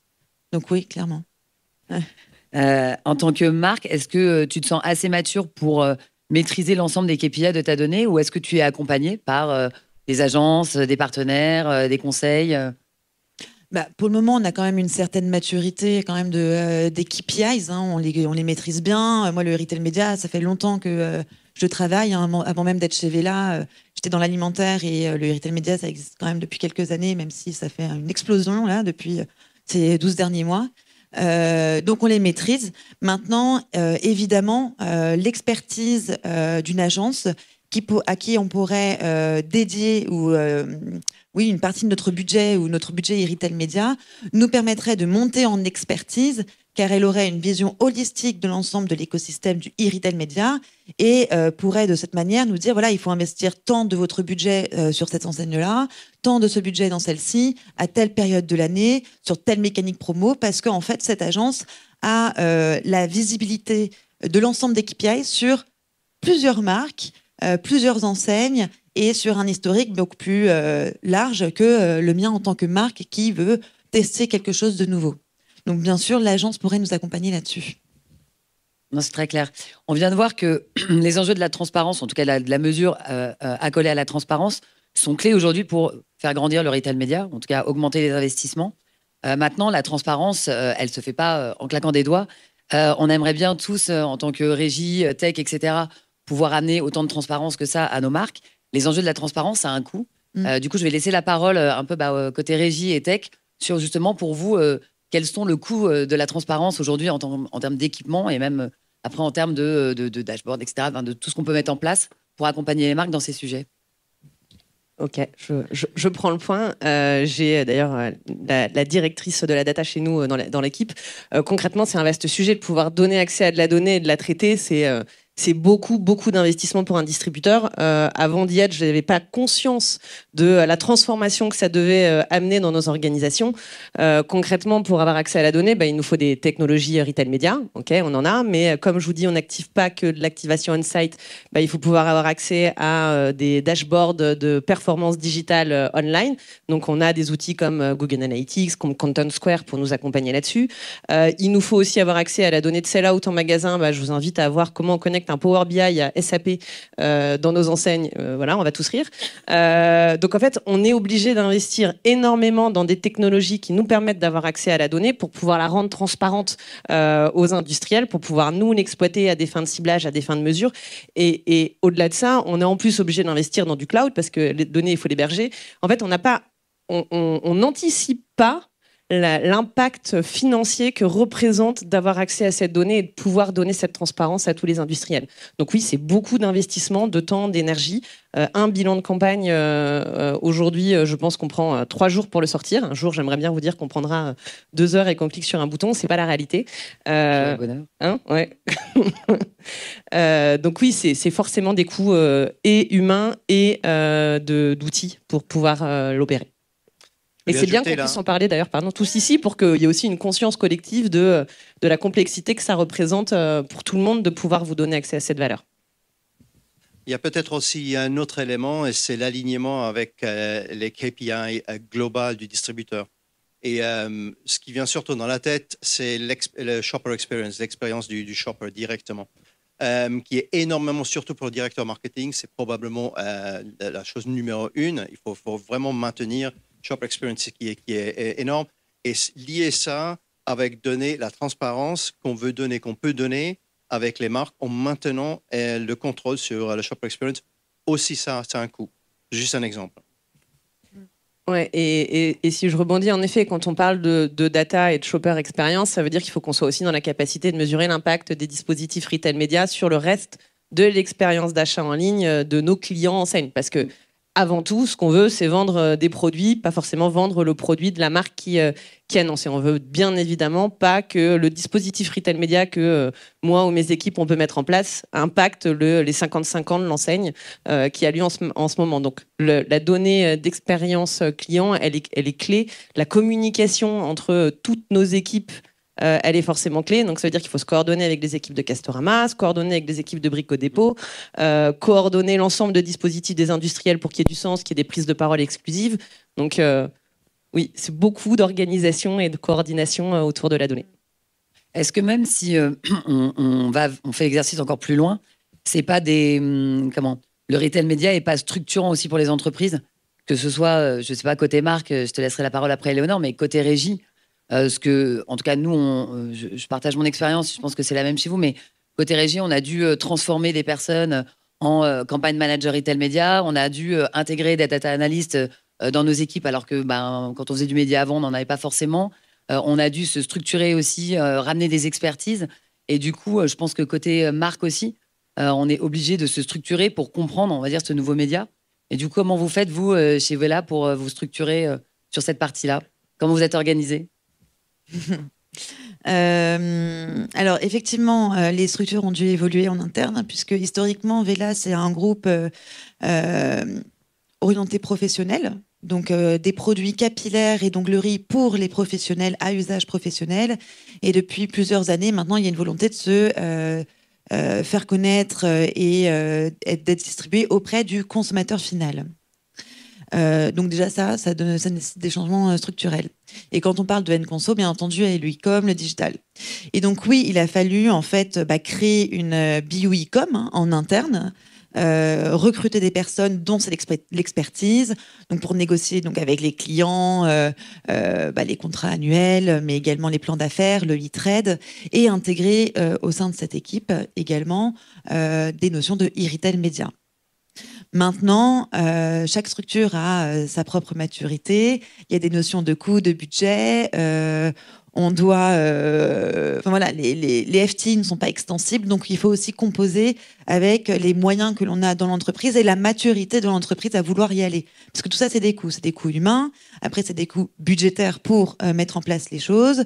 Puis après, c'est des coûts pour analyser tout ça, etc., etc. Donc tout ça se fait étape par étape, mais oui, je confirme, il y a des mouvements structurels dans la structure chez Wella et dans, je pense, de nombreuses entreprises. Très clair, merci. Après la mesure, donc la deuxième thématique, c'était l'incrémentalité. Aujourd'hui, comment évaluez-vous l'incrémentalité d'une campagne retail média? Je vais laisser la parole à Marc, peut-être de ton côté, côté Criteo. Bon, l'incrémentalité, je pense, il y a un état aujourd'hui, il y a aussi un futur qui va se développer énormément. Et je pense qu'il faut commencer, encore une fois, avec les bases. Si on est distributeur, bon, tu l'as mentionné, hein, finalement, c'est la croissance de la catégorie qui est le plus importante de chaque campagne. La marque en soi, pour vous, c'est peut-être moins important. Si on est marque, finalement, il y a une partie part de marché qui est énormément importante là-dessus, et logiquement aussi la croissance de la marque. Et là-dessus, il faut quand même commencer avec ces choses-là, avec les bons objectifs par player dans la value chain. Et puis derrière, il faut faire du A/B testing. Hein, c'est relativement simple pour le faire, surtout aussi avec l'omnicanalité qu'on a aujourd'hui. On a des canaux qui sont plus matures, où on peut faire des choses très avec la tech, mais il y a d'autres où le fameux A/B testing à l'ancienne est très important là-dessus. Mais ça va pousser énormément et ça va se développer encore plus. Il ne faut jamais oublier les objectifs derrière pour chacun des joueurs dans la chaîne. Vous, Gwenella, de ton côté? Ouais. Moi, je viens d'un monde où on était dans une logique de exposer, non exposer, que ce soit à mettre alors je vois Edouard qui est là, des magasins animés par rapport à des magasins témoins, mettre en place des porteurs de cartes de fidélité qu'on exposait, des porteurs de cartes de fidélité qu'on n'exposait pas au message. Donc je pense que la vraie mesure de l'incrémentalité, elle est toujours autour de cela. Ensuite, est-ce qu'on est aujourd'hui, à l'instant T, dans la capacité de le faire, moi, personnellement, dans mes équipes, non. Est-ce que c'est une direction que l'on aimerait prendre? Oui, je le confirme. Maintenant, il faut qu'on ait des dispositifs pour pouvoir le faire qui soient suffisamment puissants. parce que si on veut mettre des échantillons témoins, ça veut dire qu'il faut qu'ils soient comparables aux échantillons exposés. Donc ça veut dire qu'il faut qu'on ait des dispositifs médias qui soient impactants. Et ça, c'est pas aujourd'hui la réalité des investissements qui sont opérés dans la majeure partie des campagnes retail médias. Et ensuite, quand on fait du fil rouge, genre les produits sponsorisés, la mesure d'incrémentalité, elle est quand même plus compliquée à évaluer parce qu'on a des dispositifs toute l'année en place. Donc, je ne peux pas mettre de non exposés en place. Donc, j'ai pas la réponse exacte. Je pense que c'est justement le but du groupe de travail d'aller travailler sur ces notions d'incrémentalité. Une des bonnes manières de le faire reste quand même un bon basique de avant, pendant. J'évalue l'évolution de ma baseline et je regarde l'impact de mon sell-out. Le sell-in, pour moi, elle n'est pas un KPI du retail média, mais un KPI plutôt du trade. Donc voilà, c'est évolution du sell-out. Globalement, c'est un bon moyen de l'évaluer. Par contre, je ne serai pas toute chose égale par ailleurs. Je ne serai pas si mon concurrent a investi sur la période. Enfin, je ne serai pas sur d'une pure logique d'incrémentalité à ce stade. Et je ne pense pas que, en tout cas, nous, chez Kingfisher, on soit prêt à y aller aujourd'hui. Alors, je rejoins tout à fait la notion de exposé, non exposé, tout à fait aligné. Maintenant, effectivement, on ne peut pas toujours faire ça sur chaque campagne, activation, faire un groupe témoin, etc. Enfin, voilà. Donc, du coup, nous, en tant que marque, ce qu'on fait, c'est basique, hein, c'est sell-out avant, pendant, après, par rapport à N-1 sur une période identique, en espérant qu'elle soit identique, parce qu'on sait que le marché évolue aussi d'année en année. Voilà, donc ça c'est ultra basique et comme je vous l'ai dit un peu plus tôt dans la table ronde, effectivement, moi idéalement, j'aimerais pouvoir intégrer à cette incrémentalité le contexte concurrentiel au marché sur cette même période. Voilà, parce que si je compare le mois de mars, l'activation, donc le sell-out que ça m'a généré au sell-out du mois de mars de l'année dernière, mais que l'année dernière il y avait une campagne télé de notre part, que cette année il n'y a pas, déjà ça fausse les résultats. Voilà. Est-ce que c'était la grève dans les entrepôts d'un client important? Voilà. Il y a plein de paramètres qui peuvent avoir un impact sur l'incrémentalité. Donc, de toute façon, aujourd'hui, on n'y est pas encore sur cette finesse d'analyse. Donc, on fait avec ce qu'on a. Et pour nous, en tant que marque, c'est vrai que le sell-out, c'est ce qui nous paraît le plus facile à mesurer en termes d'incrémentalité. Ça devient vraiment de plus en plus compliqué. Et on n'a pas parlé des promotions en plus qui, normalement, sont parallèles. Et ça, tout ça a un impact. On n'en a pas encore parlé de l'IA, mais là, il y a vraiment un enjeu pour l'IA, parce que quand ça se complexise comme ça, on peut vraiment, avec IA ou Generative IA, comme on veut, on peut utiliser ça pour avancer beaucoup plus vite. Et cette complexité, on le donne à la machine. Tout à fait, on l'attend. On est dessus, on est dessus. Tous, tout à fait. Dernier point à aborder avec vous, la partie extension d'audience. L'extension d'audience, aujourd'hui, vous jugez que c'est plutôt une solution qui est axée performance, ROI, ou plutôt une solution qui est au service du branding? Je laisse peut-être Éléonore prendre la parole au départ. Allez, alors, l'extension d'audience, nous, chez Vela, on n'a pas de site D2C. On a un site B2B pour les professionnels, mais on ne va pas renvoyer une campagne externe vers ce site parce qu'il faut un numéro de série, etc. Donc, du coup, si demain, je voulais faire de l'extension d'audience, ce serait pour travailler mon awareness. Clairement. Avec une volonté, bien entendu, qui est de la transfo derrière. Mais pour avoir déjà fait du test and learn sur de l'extension d'audience, en tant que marque n'ayant pas de D2C, et je parle pour ma vie aujourd'hui chez Vela, mais également dans mes boîtes précédentes, c'est moins pertinent pour nous dans le sens où on n'arrive pas à traquer la mesure. On n'arrive pas à traquer le parcours du e-shopper à partir du moment où il a cliqué sur la bannière et qu'il a été renvoyé sur la page produit ou le shop-in-shop chez le e-retailer. On ne sait plus après ce qu'il fait.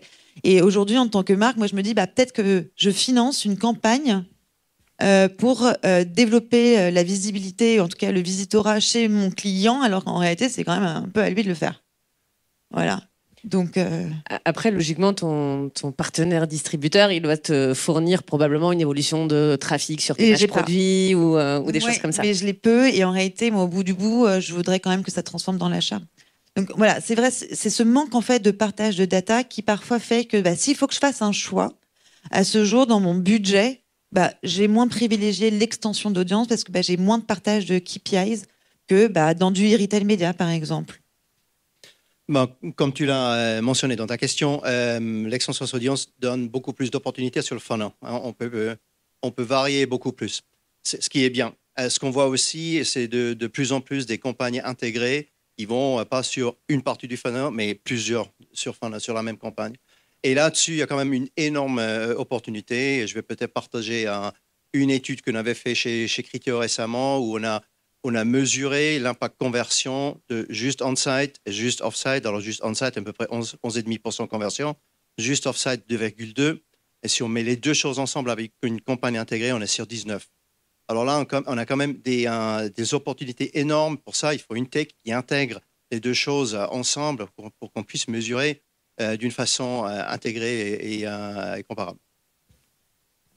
Gwenola, tu peux rajouter? Je sais pas si j'ai beaucoup de choses à ajouter. Je pense qu'en effet, l'extension d'audience seule a plutôt un objectif de branding.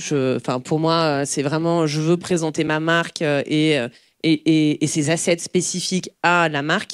Ensuite, moi, j'aime beaucoup l'idée de se dire que quand on compile l'intégralité des leviers retail média que l'on peut mettre en place, que ce soit via de l'audience extension, que ce soit via des emails ciblés, par exemple, dédiés à une marque, on arrive à aller développer de manière plus significative et plus forte les ventes. Et je pense que c'est là-dessus que va se jouer le futur du retail média. C'est sur la combinaison des dispositifs que l'on peut mettre en place qu'on arrivera à apporter beaucoup de valeur.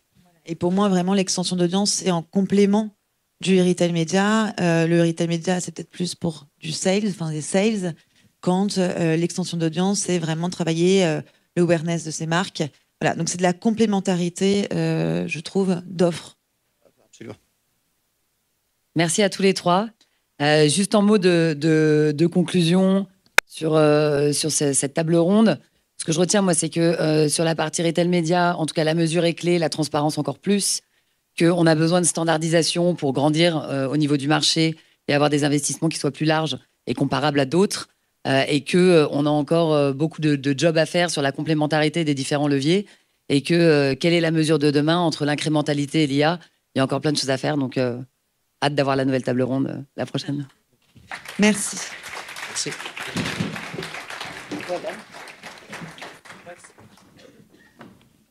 Merci Elodie, merci Léonore, merci Gwenola, merci Marc pour cette première table ronde. On a parlé de grandes surfaces spécialisées et on va désormais parler de grandes surfaces alimentaires, et je vais inviter Nicolas Tranois, qui était là tout à l'heure, qui va nous rejoindre sur scène, Strategic Planning, Innovation and Marketing chez Lucky Cart, à inviter sur scène ses propres invités. Nicolas, on parle donc de grandes surfaces alimentaires. C'est parti. Est-ce que Caroline, Gabi et Nicolas peuvent venir, s'il vous plaît? Alors, ce qui va être assez intéressant, en fait, c'est que on ne s'est pas spécialement calé, en fait, par rapport entre les tables rondes. C'était intéressant de voir les échanges qu'il y a eu sur la précédente, parce que je pense qu'il y a quelques thèmes qu'on avait abordés ensemble qui vont se ressembler un peu. Peut-être pour commencer, on a présenté le référentiel aujourd'hui, avec cette idée, encore une fois, d'avoir quelque chose autour du dialogue avec les différents partenaires. Peut-être pour commencer, Caroline, sur comment est-ce que tu vois l'utilisation dans ton quotidien de ce type de document? Alors déjà, je pense que le référentiel, c'est une excellente nouvelle et une bonne avancée pour nous tous dans le business du retail média.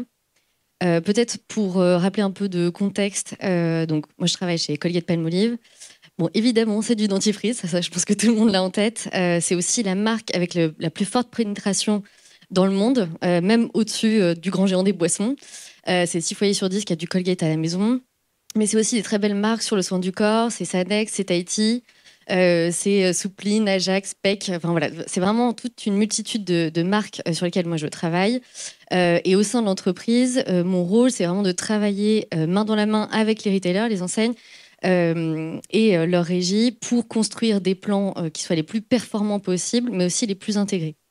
Et donc effectivement, dans ce rôle-là, le référentiel va vraiment avoir un impact, puisqu'aujourd'hui, quand on regarde d'un retailer à l'autre, les KPI qui sont donnés ne sont pas forcément les mêmes, il n'y a pas les mêmes méthodologies de calcul.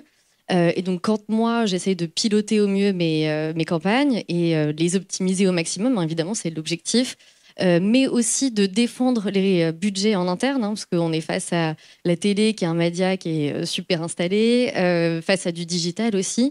Évidemment, c'est plus compliqué de défendre ces budgets-là. Sinon, pour donner un exemple, parce que j'ai aussi donc, dans mon scope donc, la partie régime, mais aussi tout ce qui est contrepartie que je gère avec les équipes commerciales. Et donc, de ce point de vue-là, il y a aussi de la complexité, puisqu'il y a de plus en plus d'outils et de prestataires sur ce marché-là, qui viennent et qui arrivent avec d'autres types de KPI, d'autres mesures. Par exemple, on va être soit donc, sur du retour sur investissement, par exemple, vraiment un KPI de base, soit sur de la consommation prédite ou sur un exposé non exposé. Donc, on est sur le même KPI, mais avec des méthodos qui sont différentes. Donc, c'est vrai que c'est en cela que, pour moi, le référentiel a un vrai enjeu et un impact sur mon quotidien et la manière dont je vais piloter mes campagnes. Ça va m'aider et aussi à défendre les budgets en interne. Ok. Gabi, en fait, on entendait tout à l'heure sur le rôle des agences, le fait qu'il y a besoin d'un intermédiaire pour essayer de gérer le niveau de complexité et les demandes. Dans ton quotidien, les sujets sur la mesure, c'est quelque chose de fréquent. Qu'est-ce qu'on vous demande? Comment est-ce que vous les abordez? Bonjour à tous. Donc Gabi, Publicis Média. C'est tout le temps. Comment dire? Aujourd'hui, en fait, ce que nos clients vont nous demander, bien entendu, c'est de l'harmonisation. Aujourd'hui, on va avoir en fait plusieurs campagnes sur plusieurs plateformes, chez plusieurs retailers, puisque justement, l'idée, c'est de pouvoir répondre aux enjeux de nos clients. Et donc, à partir de là, c'est de l'harmonisation. Harmoniser au maximum, justement, toutes ces campagnes qu'on peut faire, qu'elles soient haut, milieu, bas de funnel. Et du coup, ce référentiel aide justement à avoir des clés de lecture avec des KPI qui sont harmonisés, qui sont vulgarisés, qui sont du coup mieux compris quand on arrive chez nos clients et qu'on leur explique pourquoi est-ce que chez un tel, j'ai pas les mêmes perfs que chez un tel, parce que grosso modo, la méthode, c'est pas la même. Donc non, c'est tout le temps. Et je pense que de ce point de vue-là aussi, parce que là, on le voit en fait, que c'est difficile de comparer, ainsi de suite. Il y a un peu cette sensation parfois, j'aime mettre un peu les pieds dans le plat, mais est-ce que la complexité est réelle ou est-ce qu'il y a un petit côté écran de fumée? C'est-à-dire c'est un truc dans lequel ouais, c'est compliqué, regardez pas trop, etc. Je pense que Nicolas, pour toi, dans ce cadre-là, on en avait parlé en amont, mais comment est-ce que tu le vois? Parce que ça a été un peu une découverte, je pense, dans le groupe de travail, de comprendre le détail de ça. Et toi, tu es dans une position particulière par rapport à ça. Comment est-ce que tu le vois? Bonjour à tous déjà, j'adore cette question. Je pense pas sur la partie écran de fumée, parce qu'en fait, personne n'a intérêt à essayer de créer de la confusion sur un sujet aussi compliqué et aussi central. Par contre, il y a des limites actuelles, et après, elles sont pas que technologiques. C'est-à-dire qu'on a tout de suite le réflexe à comparer potentiellement 2 technologies, 3 technologies en disant avec celle-ci j'avais ça, avec celle-ci j'ai la même chose mais différent, donc soit c'est volontaire, soit c'est une autre chose. Non, parce qu'on a rappelé, et on l'a vu dans la table ronde juste avant, il y a plein d'acteurs en fait dans cette chaîne-là, dans la mesure. Il y a le retailer, il y a la techno et il y a la marque. Déjà, tout le monde veut pas la même chose en termes de mesure, et qu'en fait, une technologie peut avoir des limites, peut-être naturelles sur certains aspects. Il y a des moyens de les contourner, notamment avec tout ce qu'on a évoqué tout à l'heure de la data analyse, de la data vise et autres, qui peuvent permettre que la donnée est là. C'est peut-être pas nativement calculé de cette manière dans la plateforme ou autre, mais on peut le contourner. Et après, il y a un enjeu qui est clé quand même au démarrage, c'est quelles données le retailer met à disposition dans la technologie et in fine à la marque pour pouvoir la transcrire directement. Et aujourd'hui, tout le monde ne donne pas la même largeur d'informations chez un retailer. Tu n'as pas forcément le détail de la marque dans toutes les ventes. La granularité des ventes n'est peut-être pas la même chez tous les retailers. Il y a un moment où on l'oublie parce qu'on parle quand même d'un sujet super complexe. Le consentement rentre en compte quand même à un moment donné. Détail. Voilà, non mais on a quand même il y a quand même un petit sujet. Donc il y a quand même beaucoup de paramètres. Donc c'est pas un écran de fumée, mais c'est une vraie complexité. Donc tout le travail qui est fait ici et spécialement le livrement, je pense, c'est une très bonne chose. L'harmonisation est indispensable. Après, ce qu'il faut créer là où il faut aller, c'est une vision commune et... Pardon. J'avais l'impression déjà d'hurler. Tu parles plus fort. J'ai l'impression d'hurler déjà. D'aller vers une vision commune où on va pouvoir justement travailler collectivement, et je pense que tout le monde a besoin de s'améliorer. Ce qu'on a entendu semble être le cas. Personne n'est totalement satisfait aujourd'hui de ce qu'il a. et c'est normal. Et à la limite, c'est très bien parce qu'on a encore la marge pour innover, pour avancer et pour développer les choses. Voilà. Donc on a maintenant les règles de KPI, ou en tout cas une harmonisation de ces définitions qui vont nous aider. Et connectivement, on a un travail à faire, retailer, technologie et marque, pour aller définir ce qui doit être l'incrémentalité, si on y arrive un jour tous ensemble. En tout cas, comment on souhaite mesurer les différents leviers. Parce que je pense qu'on est dans un moment un peu particulier, dans le sens où c'est quelque chose qu'on a aussi abordé la dernière fois, mais c'est la première fois qu'en fait, entre le média et l'achat, la durée de temps est aussi courte. Et en fait, un des enjeux qu'il y a derrière les KPI, c'est qu'est-ce que tu décides de mesurer. Nous, on le voit dans les discussions qu'on avait dans le groupe de travail, mais aussi chez Lucky Card, qui est que si tu parles à un CAM, si tu parles à un responsable e-com, si tu parles à un marketeur, il ne va pas te demander la même chose, il ne va pas vouloir voir la même chose. Et en fait, à un moment donné, il y a aussi une partie qui est assez intéressante, c'est que même pour vous, Régie, quand on parle de retail média, c'est que il y a retail et média en même temps. On oublie un peu la partie retail, c'est-à-dire que c'est un nouveau, enfin c'est quelque chose, c'est pas un emplacement qui était historiquement censé être quelque chose dans lequel on communiquait, qui en devient un.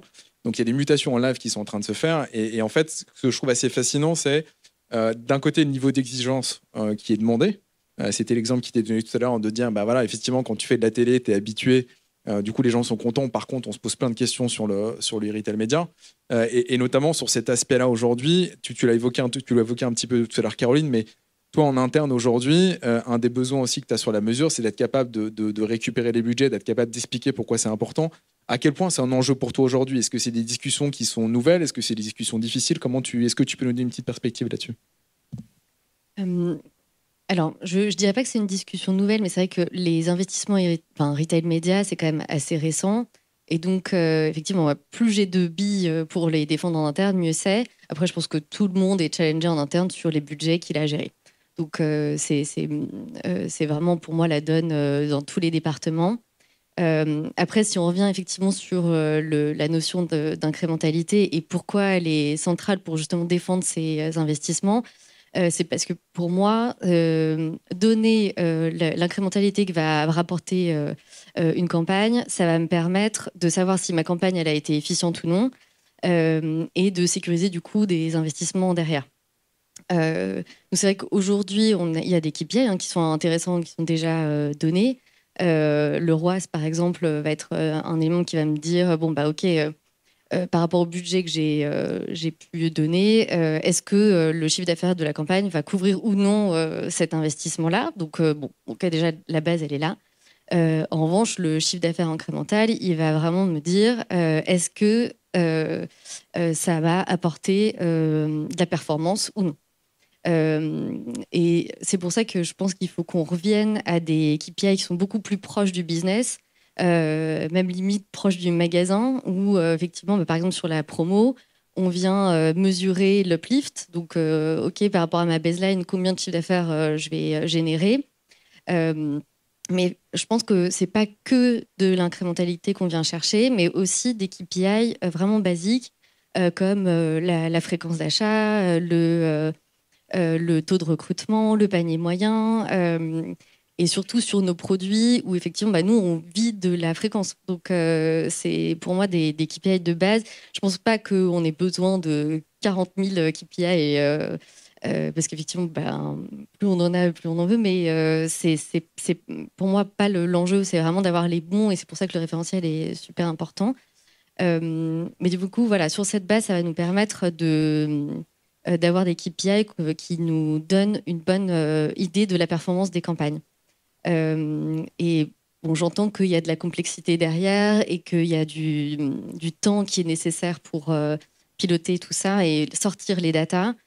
C'est pour ça que, après, à voir si tous les annonceurs sont de cet avis, mais c'est pour ça qu'on n'a pas forcément en attente d'avoir ces KPI-là tous les mois, mais peut-être de manière semestrielle pour arriver à prendre du recul, voir comment ont fonctionné les campagnes et essayer d'optimiser au maximum.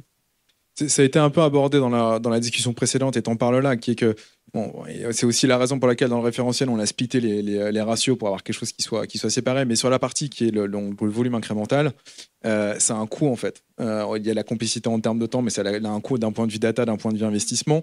Et donc cette perspective là, Nicolas, dans le fait de dire c'est pas si simple que ça de faire de la data, mais au-delà du pas si simple que ça, il y a un coût derrière. Qu'est-ce que ça implique pour vous, par exemple?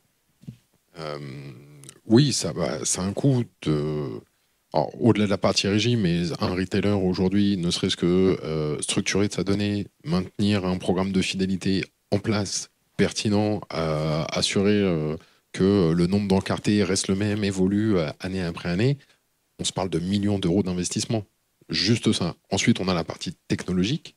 La partie technologique, suivant si on est seulement français, international, si on veut harmoniser les choses, on se parle rapidement de dizaines de millions d'euros d'investissement juste sur cette partie-là. Et ensuite, il y a l'exploitation, au quotidien, avec des ressources de data science, de data analyse, ensuite d'outils de diffusion, d'outils de dashboarding pour pouvoir le faire.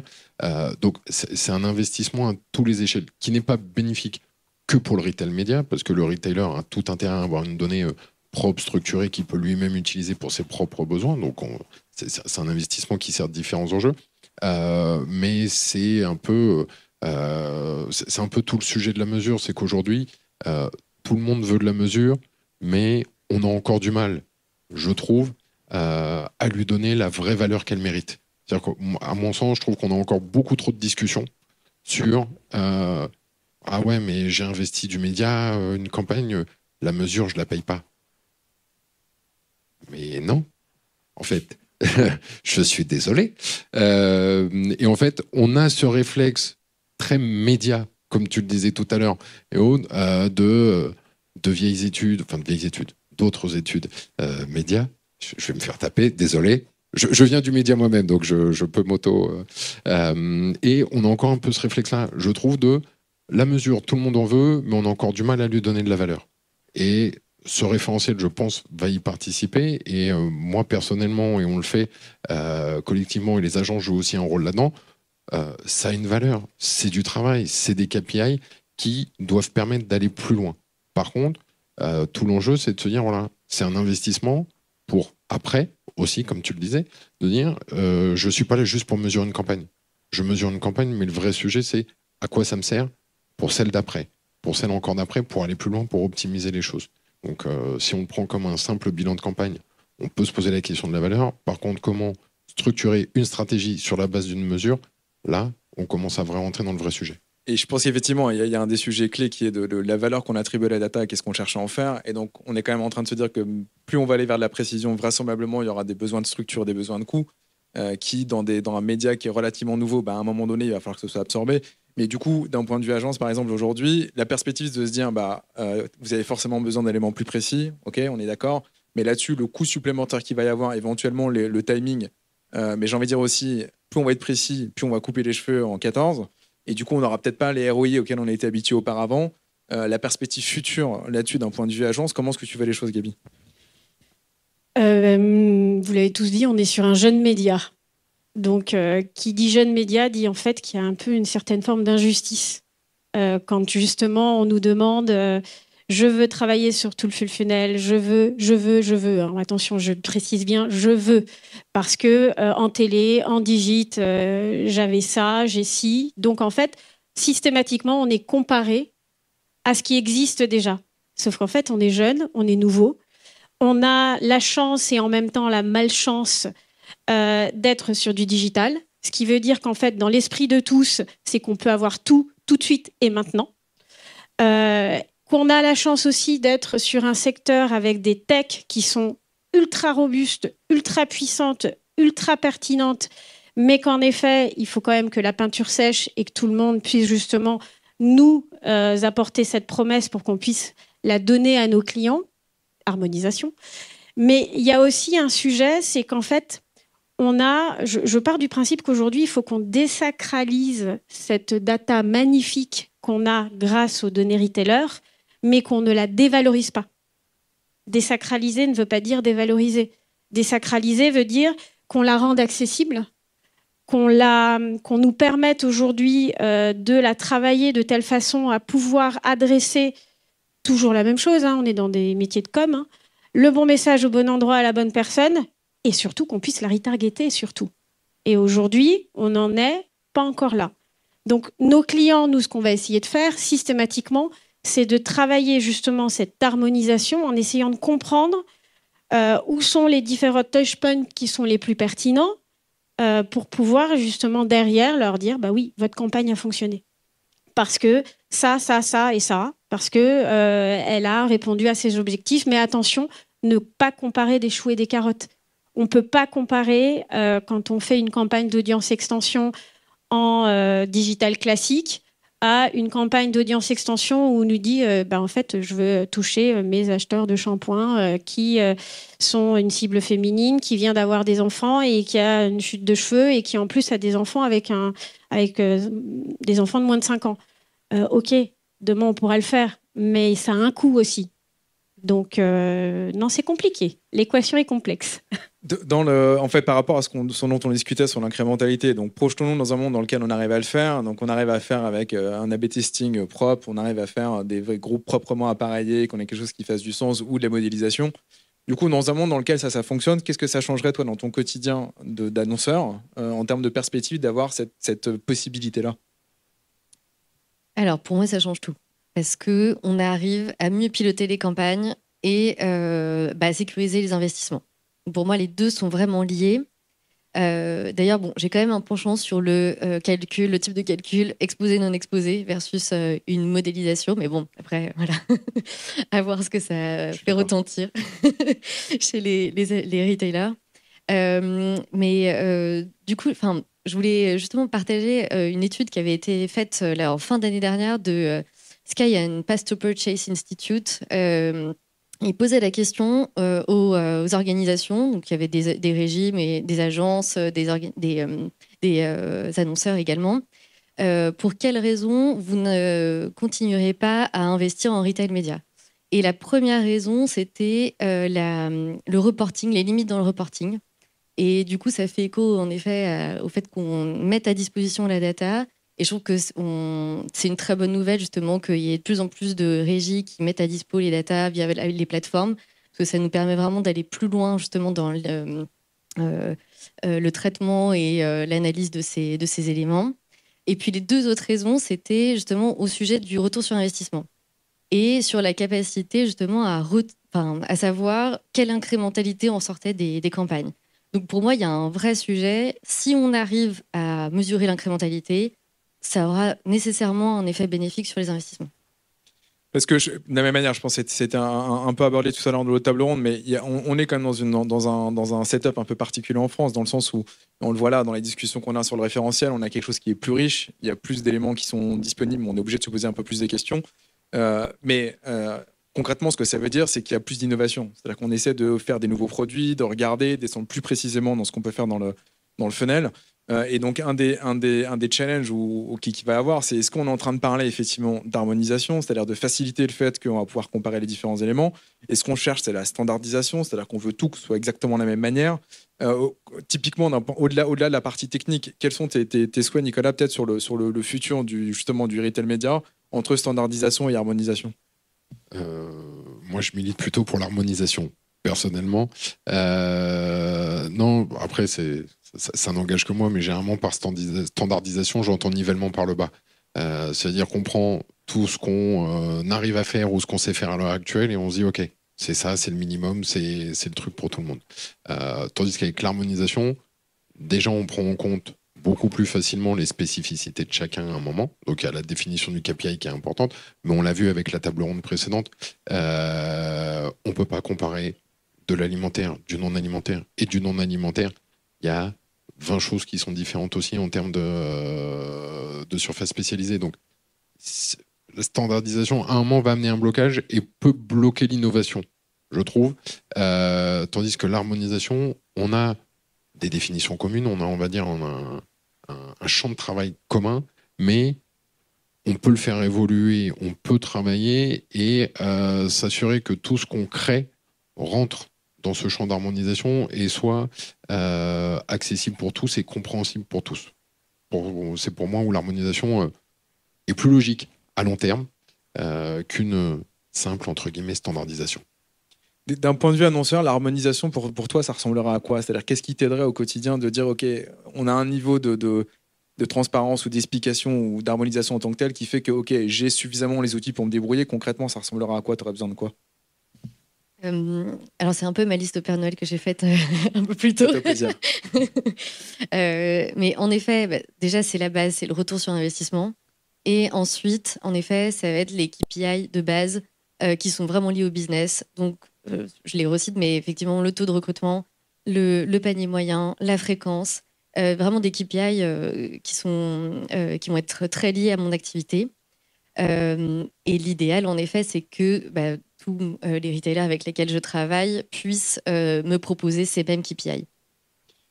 Par même KPI étant exact, la même méthode de calcul, ou que tu puisses réussir à le décomposer, à la limite, si tu as besoin, parce que ta stratégie a évolué dans le temps, de le réorganiser. C'est vraiment d'avoir un ROI qui correspond, un calcul qui correspond pile poil, ou que tu sois capable de détacher les différents éléments, de dire, voilà, cette partie-là, par exemple, dans ton calcul de numérateur, j'ai plus besoin de ça, ou dans mon dénominateur, d'un point de vue budget, je veux inclure ça, mais pas cette partie-là. Tu veux un package qui soit finalisé, qui te convienne, ou tu veux quelque chose que tu puisses décomposer? On va dire, dans l'idéal, si la définition elle est hyper claire et harmonisée parmi tous les retailers, si c'est la même méthode, tant mieux pour moi parce que ça m'enlève de la complexité et du retraitement derrière. Si, ma foi, c'est pas forcément facile pour le retailer de le faire ou la régie, au moins d'avoir la transparence sur tout ce qui est inclus ou pas, et donc de me donner la transparence sur chacune des datas. Et ensuite, moi, je fais remouliner, quoi. Voilà. Ok. Parce qu'il y a un aspect qu'on n'a pas nécessairement abordé pour l'instant, qui est effectivement, on a parlé de complexité d'un point de vue régie, d'un point de vue technique, mais il y a aussi d'autres éléments. C'est qu'on le voit, nous, en tant que AdTech, c'est que souvent, quand on est briefé ou quand on nous demande des choses, les objectifs sont soit pas suffisamment clairs ou un peu larges. C'est-à-dire qu'on veut un peu tout dans le funnel, etc. Et donc, un des facteurs aussi qui est particulier dans l'harmonisation, c'est que ça dépend de quoi on se parle. Et c'était le point tout à l'heure qui est de dire, OK, maintenant le média et l'achat sont quasiment au même moment. C'est deux logiques différentes. Il y a des objectifs forcément différents dans ces aspects-là. Et donc, du coup, sur la capacité à séparer les deux, peut-être, Gabi, en termes de squad, de l'autre côté, dans les briefs et dans ce qu'on te demande, est-ce qu'aujourd'hui, la façon dont on le fait est suffisamment fine pour toi? Est-ce que tu as besoin de plus de perspectives? Comment est-ce que tu le vois? En fait, je vais juste rebondir sur ce qu'a dit Nico tout à l'heure. C'est que, en fait, je suis partisane de l'harmonisation versus standardisation. Standardisation, tout simplement parce que faut pas oublier qu'on est un jeune média. Donc, standard par rapport à quoi? Par rapport à qui? Aujourd'hui, on nous demande la lune, très souvent quand on fait un brief retail média, parce qu'on part du principe, justement, qu'on peut tout avoir, qu'on peut avoir cette immédiateté des résultats. Merci les techs, merci les retailers. Et qu'on peut, en effet, tout de suite faire mouliner un Power BI pour avoir les résultats d'un Auchan, d'un Carrefour, d'un Leclerc. Bref. Et du coup, de répondre aux différents objectifs qu'on nous a fixés. Aujourd'hui, en fait, il n'y a pas réellement de standard, puisque un client va me demander « je veux avoir mon ROAS, je voudrais avoir mon ROAS sur uniquement mes EN animés ». Un autre va me dire, en fait, non, je voudrais mon ROAS sur mes EN animés, mais également sur mon total gamme. Et un autre va me dire, non, en fait, je veux pas de ROAS. Je veux juste savoir si, en termes de clics, d'ajout au panier, j'ai atteint mes objectifs. Donc, en fait, il y a certes, on va dire, un dénominateur commun qui est le ROAS, mais après, il faut savoir qu'est-ce qu'on met dans ce ROAS. Qu'est-ce qu'on attend de ce ROAS? Et nous, agence, ce qu'on va souvent challenger auprès de nos chouchous partenaires, c'est de leur dire, vous me donnez tout. Après, je fais mon ménage. Après, j'harmonise. Parce que j'ai la science interne, j'ai des data analystes, j'ai une expertise qui va permettre justement d'aller faire un peu le tri de tout ce que vous me communiquez et du coup, de pouvoir en fait servir tout le monde. Là, aujourd'hui, pour moi, il n'y a pas de standardisation. On ne peut pas parler de standardisation. On peut parler d'harmonisation, mais pas plus. Sur le point de... Tu le disais très justement, le fait qu'il n'y a pas de point de comparaison possible parce que l'élément est nouveau. C'est un peu ce que je mentionnais tout à l'heure, mais on n'a pas forcément approfondi, qui est de dire... parce que sur les ROI, au-delà du brief et au-delà de ce qui est attendu, il y a les benchmarks, etc. Mais il y a aussi des moments dans lesquels on reçoit des briefs ou des attentes clients qui sont certes compréhensibles, mais qui sont juste lunaires en termes de ce qui est demandé d'un point de vue ROI, etc. Et en fait, je pense qu'il y a un des éléments sur lesquels il faut aussi qu'on puisse le mettre sur la table, à savoir que plus tu vas rentrer dans le détail, plus tu vas vérifier, vraisemblablement, on va se retrouver avec des ROI qui vont être significativement plus bas, ou en tout cas pas comparables à ce qui existe par ailleurs. Est-ce que le marché est prêt à entendre ça? Nicolas, est-ce qu'aujourd'hui, tu te vois... encore une fois, quand on va commencer à avoir des sujets sur lesquels, bah ouais, ok, vous voulez quelque chose de plus précis, mais voilà à quoi ça ressemble. Comment tu les imagines, ces discussions? Je me ferai challenger par Gabi tous les jours, mais ça, c'est normal. Non, mais en fait, c'est des discussions saines. Le seul truc, la seule chose pour moi, c'est qu'il faut que tout le monde soit capable de les prendre de la bonne manière. Que ce soit des KPI on-site ou off-site, parce que sur l'extension d'audience, typiquement, on a le réflexe, et ça ressemble un peu à ce que tu disais, c'est j'ai des ROAS on-site, je veux une campagne d'extension d'audience, je veux un ROAS de... Alors, si c'était mécanique, aller briefer la télé avec un ROAS retail média et on se revoit après. Mais en fait, on a tendance à vouloir dupliquer tout le temps la même chose en se disant c'est retail média, je prends tous les leviers, c'est la même chose pour tout le monde. Ça peut pas fonctionner aujourd'hui. Donc, il faut qu'on ait ces discussions-là et elles sont super importantes parce que ça nous challenge, nous. Et c'est notre métier aujourd'hui de répondre aux enjeux des agences et des marques. On est là pour ça. Donc, si on n'aime pas être challengé, j'ai qu'à changer de métier. Mais faut qu'on arrive à l'avoir tous ensemble sur qu'est-ce qu'on est prêt à ouvrir et clairement ouvrir le capot en disant voilà, ce KPI dans cet environnement-là, c'est celui-là. C'est celui-là. Et le ROAS du off-site, il peut être plus bas que l'on-site. Le sujet, c'est pas est-ce que c'est grave parce qu'il est plus bas, c'est est-ce que c'est le bon? Et est-ce que le ratio est le bon? Et c'est dans ce sens-là qu'il faut le prendre. Mais ce ne sera pas qu'un sujet tech-annonceur, c'est régie, tech, agence, annonceur, tout le monde en même temps. Ouais, et c'est encore, je pense du coup, ça reboucle avec la partie de dialogue et du fait qu'il faut qu'on arrive à avoir le dialogue dans l'écosystème. Et notamment, Gabi, là, dans les annonces récentes qui ont été faites sur le marché, il y avait aussi l'annonce de l'ILEC sur le référentiel qui est travaillé avec Publicis. Parce que nous, on a eu pas mal de questions en fait, en amont de l'event, de dire ouais, mais du coup, c'est quoi la différence entre les deux, comment ça se passe, etc. Donc, je pense que le plus simple, c'est que je te pose la question. C'est quoi la différence ou les complémentarités entre ces différents référentiels? Merci pour la patate chaude.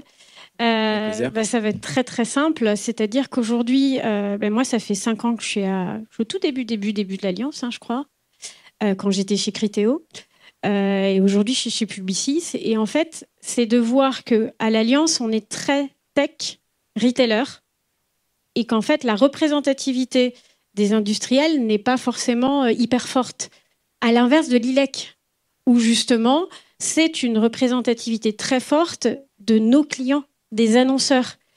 Aujourd'hui, le travail qui est fait entre l'ILEC et Publicis Commerce, c'est de trouver justement à harmoniser toute cette approche.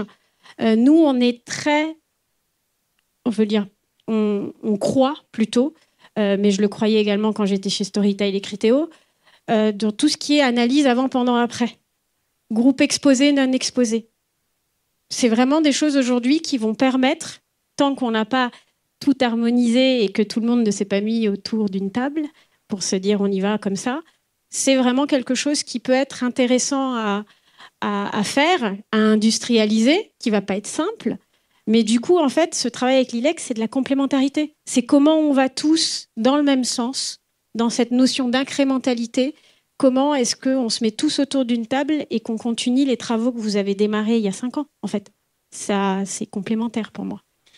Je pense que du coup, c'était aussi l'idée d'avoir cette table ronde et 2 tables rondes dans la journée. Et c'est encore une fois d'avoir cette idée de dialogue. Et je pense que l'invitation générale là-dessus, c'est effectivement qu'on puisse discuter tous ensemble de ces éléments-là. Et c'était l'ambition du référentiel. Merci à tous les 3 pour cet échange. C'était hyper intéressant. Merci beaucoup. Merci à tous. Merci. Merci Nicolas et l'autre Nicolas, merci Gabi, merci Caroline. Il va être temps de conclure et on va inviter Arthur Millier de Alliance Digitale à nous rejoindre sur scène pour un petit mot de conclusion. C'était une belle matinée, Arthur. Tout à fait. Est-ce que vous m'entendez? Oui, c'est bien. Voilà. J'ai pas l'habitude. D'abord, plusieurs choses. Merci à tous ceux qui sont venus ce matin. Merci à tous les participants. Merci évidemment aux nombreuses personnes qui ont travaillé dans tous ces groupes de travail pour vous fournir ce contenu. C'est un contenu important, il est structurant pour notre marché et c'est bien le rôle de l'Alliance Digitale. Gabi disait mettre tout le monde autour de la table. C'est ce qu'on essaye de faire et on serait ravis d'accueillir évidemment les annonceurs. Les annonceurs sont bienvenus à l'Alliance Digitale. On en a déjà quelques-uns.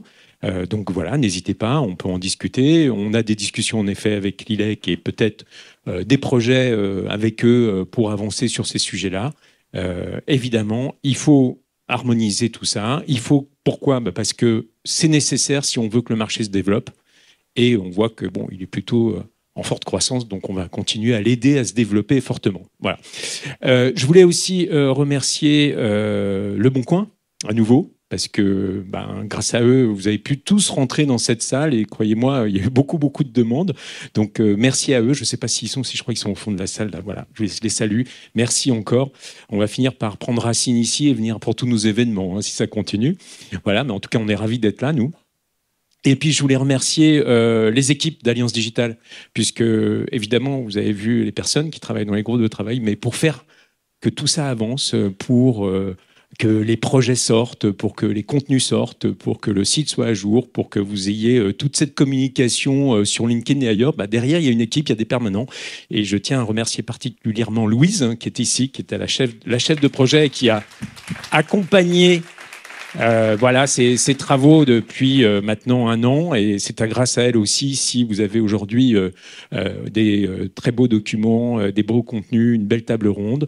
Je voudrais remercier aussi Victoire qui est derrière dans la cuisine, qui fait encore de la communication, elle peut pas s'en empêcher, bon voilà, mais c'est grâce à eux si aujourd'hui l'Alliance aujourd'hui peut avoir un tel impact, et si vous êtes aussi là ce matin. Voilà, j'en ai fini, on vous libère, normalement on a tenu le tout à fait. Voilà, on a tenu, et on vous dit au prochain événement, c'est-à-dire, si je me souviens bien,